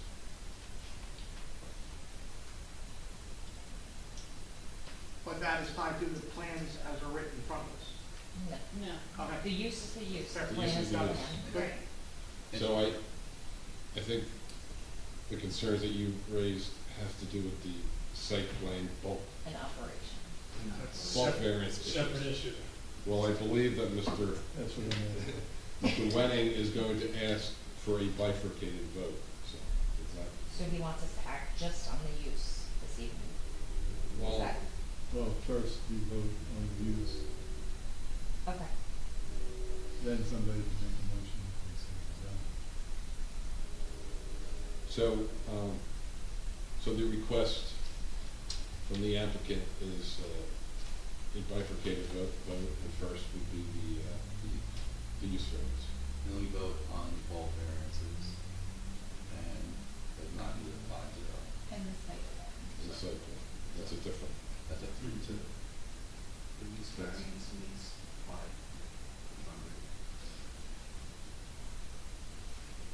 Because of, And the applicant's absolutely within his right to request that. No, I guess my question is, since we're considering that, or Mr. Wayne's considering that, the bulk variances, there will be no coming, say it does get approved, there's no coming back though showing us the plans and concerns that I've heard other members say. There's not a way of continuing the bulk part of it, answering the questions and come back, so you have the questions raised, the answer. But and that seems to be one of the big hang-ups with some of them. You would have to rely on making conditions for that part of the approval to be handled administratively by the engineer, the planner, and people within Bradley Beach, construction, et cetera. I understand, we're not the experts and such. No, I'm just saying, that's, lumens and such and that's like where it that. would fall. But So what I'm hearing from the board is that they're currently not comfortable with the site plan presentation. it's a fair statement. That's a fair statement. You'd like more You would encourage them to More detail on that part. to hold off on the vote on the bulk variance and site plan. Right. And carry that. And if the use variance carries, you've already got one step forward. And you know, Was approved. right, if it's approved, you already one step forward you know where you stand. You know, the rest of it, we all agree, everything else is all dealable. I mean, you heard all our complaints and problems. Does that work? It works. If you vote on the use, discuss exactly what the other conditions are for the site plan, so. Poll that again, in a sense. Well, okay. That was a separate issue. We do the poll that, it's just a separate issue. So we've already got one to the whole package. So, Sort of have it listed. Yeah, I think that the issues with the site plan have been discussed throughout the evening. I've lost track. I think, you know, it's not to summarize for the board, but I think it is certainly the lighting plan, the easements, and, you know, seeing how where the garbage would need to be, seeing if it's possible to have an emergency exit on the south side. So that's driven by the town and. Yeah, is it actually required? Right, that's actually driven by the town. Plus, but you bring a good, excellent point, because the easement does that now kick in again with the good exit on the south side. You have to have an easement for the egress. Right, for that egress. So. Is he allowed to carry the site plan for next time? If he chooses. Yes, Yeah. sure. You agree with that? absolutely, that's what That's what we were talking about this whole time. Yeah. So it's the lighting issue. There's more. Well, the lighting, the easement with the trash. I think the easements as is far as, Fencing. Right, that comment about the fence, how you step onto the platform, how you gonna be able to look over? How's that gonna be addressed? Right, the neighbor's backyard, and if any screening could be done. Right, right, but as far as emergency exits, that's the town's gonna determine whether they. But his number, his location can be up to him. Right. About the fire alarm, et cetera. That's all. So, with the door alarm. all the things that we like to see, see anyway. Mr. Wenning, is that, you want us to vote on the use variance first, Use variance. and then you'll make a decision whether to carry? Yes. Okay. I'm gonna make a resolution to approve. It's been a long one. That's okay. I think everybody else wants to see the same thing. Make a motion to approve the use, the D2 use variance for this project. Second. And there's no more, no less than that. It's just, all I'm gonna ask is if you can, how you vote, please just give a few statements as to why you're voting this way. So it's on the record. Thanks. Mr. Sharp? I'm gonna vote yes. As I stated before, it is currently used as a movie theater. You know, we're gonna have 3 cinemas, but the seating is gonna be less. It's not gonna be an issue with the parking or anything else, and it's not detrimental to none of the neighbors. It is a movie theater. It's always been a movie theater. Mr. Rosenberg? I also vote yes, and the reason I think it's a great improvement to our Main Street area to relive the movie theater that's been here 80 years of my life. So at the same time, it's that. I think to improve it, modernize it, is what Bradley Beach needs to continue the improvement of Main Street and the conditions of the business entities of the borough. Mr. Murphy? My vote is yes. The town I previously worked in for 20 years has a movie theater in with 5 screens, so I understand what a movie theater can bring to a community, but it has to be done the right way, because it can also bring a lot of problems with it. But again, my vote is yes. Any other? I vote yes. I think that the project demonstrates the furtherance of the goal of zoning. It does not substantially impair the intent of any zoning ordinance or master plan, and would not have a substantial detriment on nearby properties. Thank you, Mayor. I vote yes also. I think just having the theater back in operation is positive to the community and to the surrounding businesses. who have missed it dearly. I'm sure Finns and Vicks would say the same thing, even Darcy's may say the same thing. Having more people back in the street to make Bradley Beach reaction. And I'd like the opportunity to speak to my client, if you need 4 or 5 minutes. Sure. And I want to be. I was gonna say. I'm gonna pause this recording. Just remember we're still on. Yes. Okay. Wait, I'm not gonna leave that now. Spider on it. So what do we need back? All right, the back of the booth there.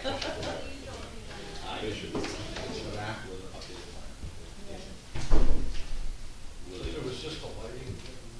Well, you could deal with the lights, but the easement of the door. I also should have a letter from DPW. They complain to DPW. Well, there's a letter from the town saying that they'll do it. Right? No, that's why I put it the other way. You don't have all the information. No, it was just that. That's one thing, it's not just that. Yeah, I mean, that's low hanging fruit. You know, bring it here. It's not, it's a big project. You have to know it's gonna be here. Yes, he will, put it this way, he's always taking care of the lighting. Issues with the lighting. He was always. I'm sure he'll take It's just, I'm really not just the easement, Yeah, you're right. We'll look into it. That's why I control it. Like the That's why I asked that question. Especially when you go for 4 songs here. That's nice.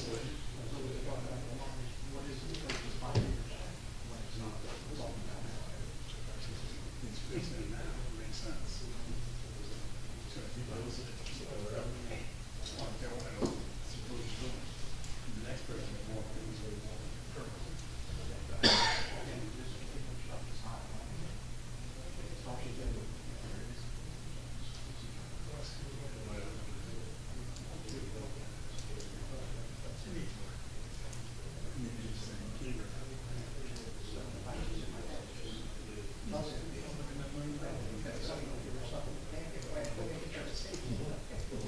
it's $1 million renovation. If it works, it doesn't.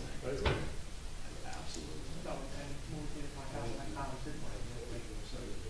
He told me for 35 years. Things will be in heaven. Things will be in heaven. Darcy's will be in heaven. Everyone will be in heaven. I feel like I remember, I might have been in high school, so it was like longer ago than I want to even think Yeah, here you are about. giving the ages to begin. But there was, The rest of it. You can Yeah. even throw a picture out there like I can't remember high 90, school. 2000. they used to have, like, there was like a, I think like Mondays or Tuesdays was like 2 for 1 at the movies. Yeah. And it was also like 2 for 1 burgers somewhere. Oh, the place next to it with the Broadway Grill. Yeah. Broadway Grill. Yes. Tie into a restaurant, dinner and a Yeah. date. So you could like, it was like a cheap date night, you know? Yeah, there's a Broadway, remember this was Finns, there's a Broadway. Right, that's exactly what it was. 1950s retro type stuff.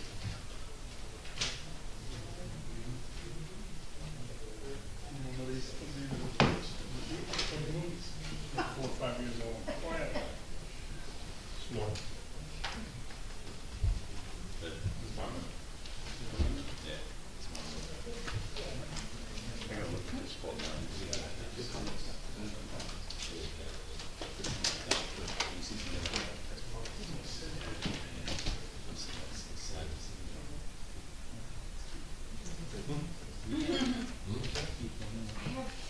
I'm reading on completeness. That's a jerk. First thing you saw the email that week. That's mine. Tell your answer.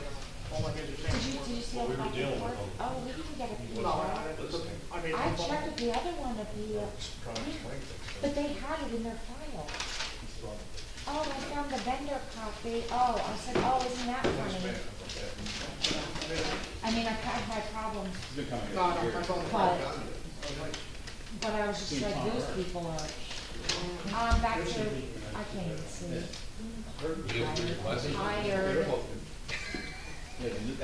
They don't work when they're on your head. I know they don't. Like, you seen them the other They day? don't work when I have urine coming out of them either. Just Tom saying. is old. But Don's son Chris is now a partner.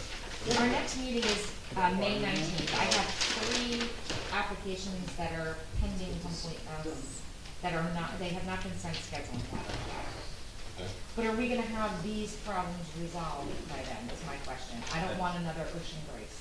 I'm telling you right now. Right. You got one shot at that. Yes, I've discussed it with my clients and also with, our. Okay, but we're not on the record. Can we be on the record? Yeah. Hold on. I have to take roll, there's only 5. Oh. We call the meeting back to order. We didn't even call it out of order, so. No, I just took a We're back to break. order. Sorry, I ran. I couldn't wait, I couldn't wait, I'm sorry. Oh, you have to take the roll again? Yes. Mr. Shook? Here. Mr. Rosenberg? Here. Mr. Murphy? Here. Mr. Markow? Here. And Here. Chair Meyer. All right, I've had the opportunity, first of all, I'd like to thank the village for their time and consideration of this project, which we all, I think, want to meet the end of, which is bringing Bradley Cinema back to the record. But, that being said, there are certain things that we can't agree to because we don't have the power, that's specifically the easement and the garbage. And we want to also check the fire codes in connection with the ability for the rear exit. So I guess that we carry in those provisions. So when? Till next meeting. Which is May 19th, May 19th. with no further notice. No further notice, so anybody here for this application? This is your notice, no further notice, May 19th. Very good. Thank you. Thank you, thank you. I'd like to adjourn. Vote, all in favor? Aye. Okay, great. Which one's We're back in person, so we just wanted to spend as much time Yeah. together as possible, huh? No, in Bradley Beach, like the first duty was 6 hours long. I remember that. That was the, Morrison? It was called the Zoom. So is it part of the No, the first zoning board meeting. How many people want it? There was like 6 We years were on till 11 We were until 12:30. I mean, no joke, 6 hours long. Yeah. You know, I have to say, that's what I did like about Zoom, is like, we had like 65 people on one of our planning boards, we just have 2 people otherwise. So, We just you got know, that. there's I'm meetings surprised that are nobody on came to this one. That's what Me too. it's all on the paper. That's what I'm saying. Like, All right, good night, everyone. so hopefully you can get your. Everybody had to do it. Oh, okay.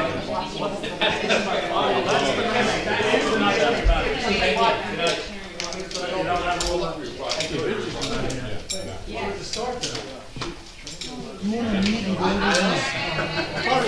Thank you. I'm the partner. You want to go over this? Yeah, I'd love to say Because I went through all the code. when you got Chris, the fire stuff code official, Yeah, and myself. who applies a different code than I do. So all the things that they worry about, your FDC location, your fire lane, all of that stuff comes through me. Fire lane? Say building needed fire. That comes from me.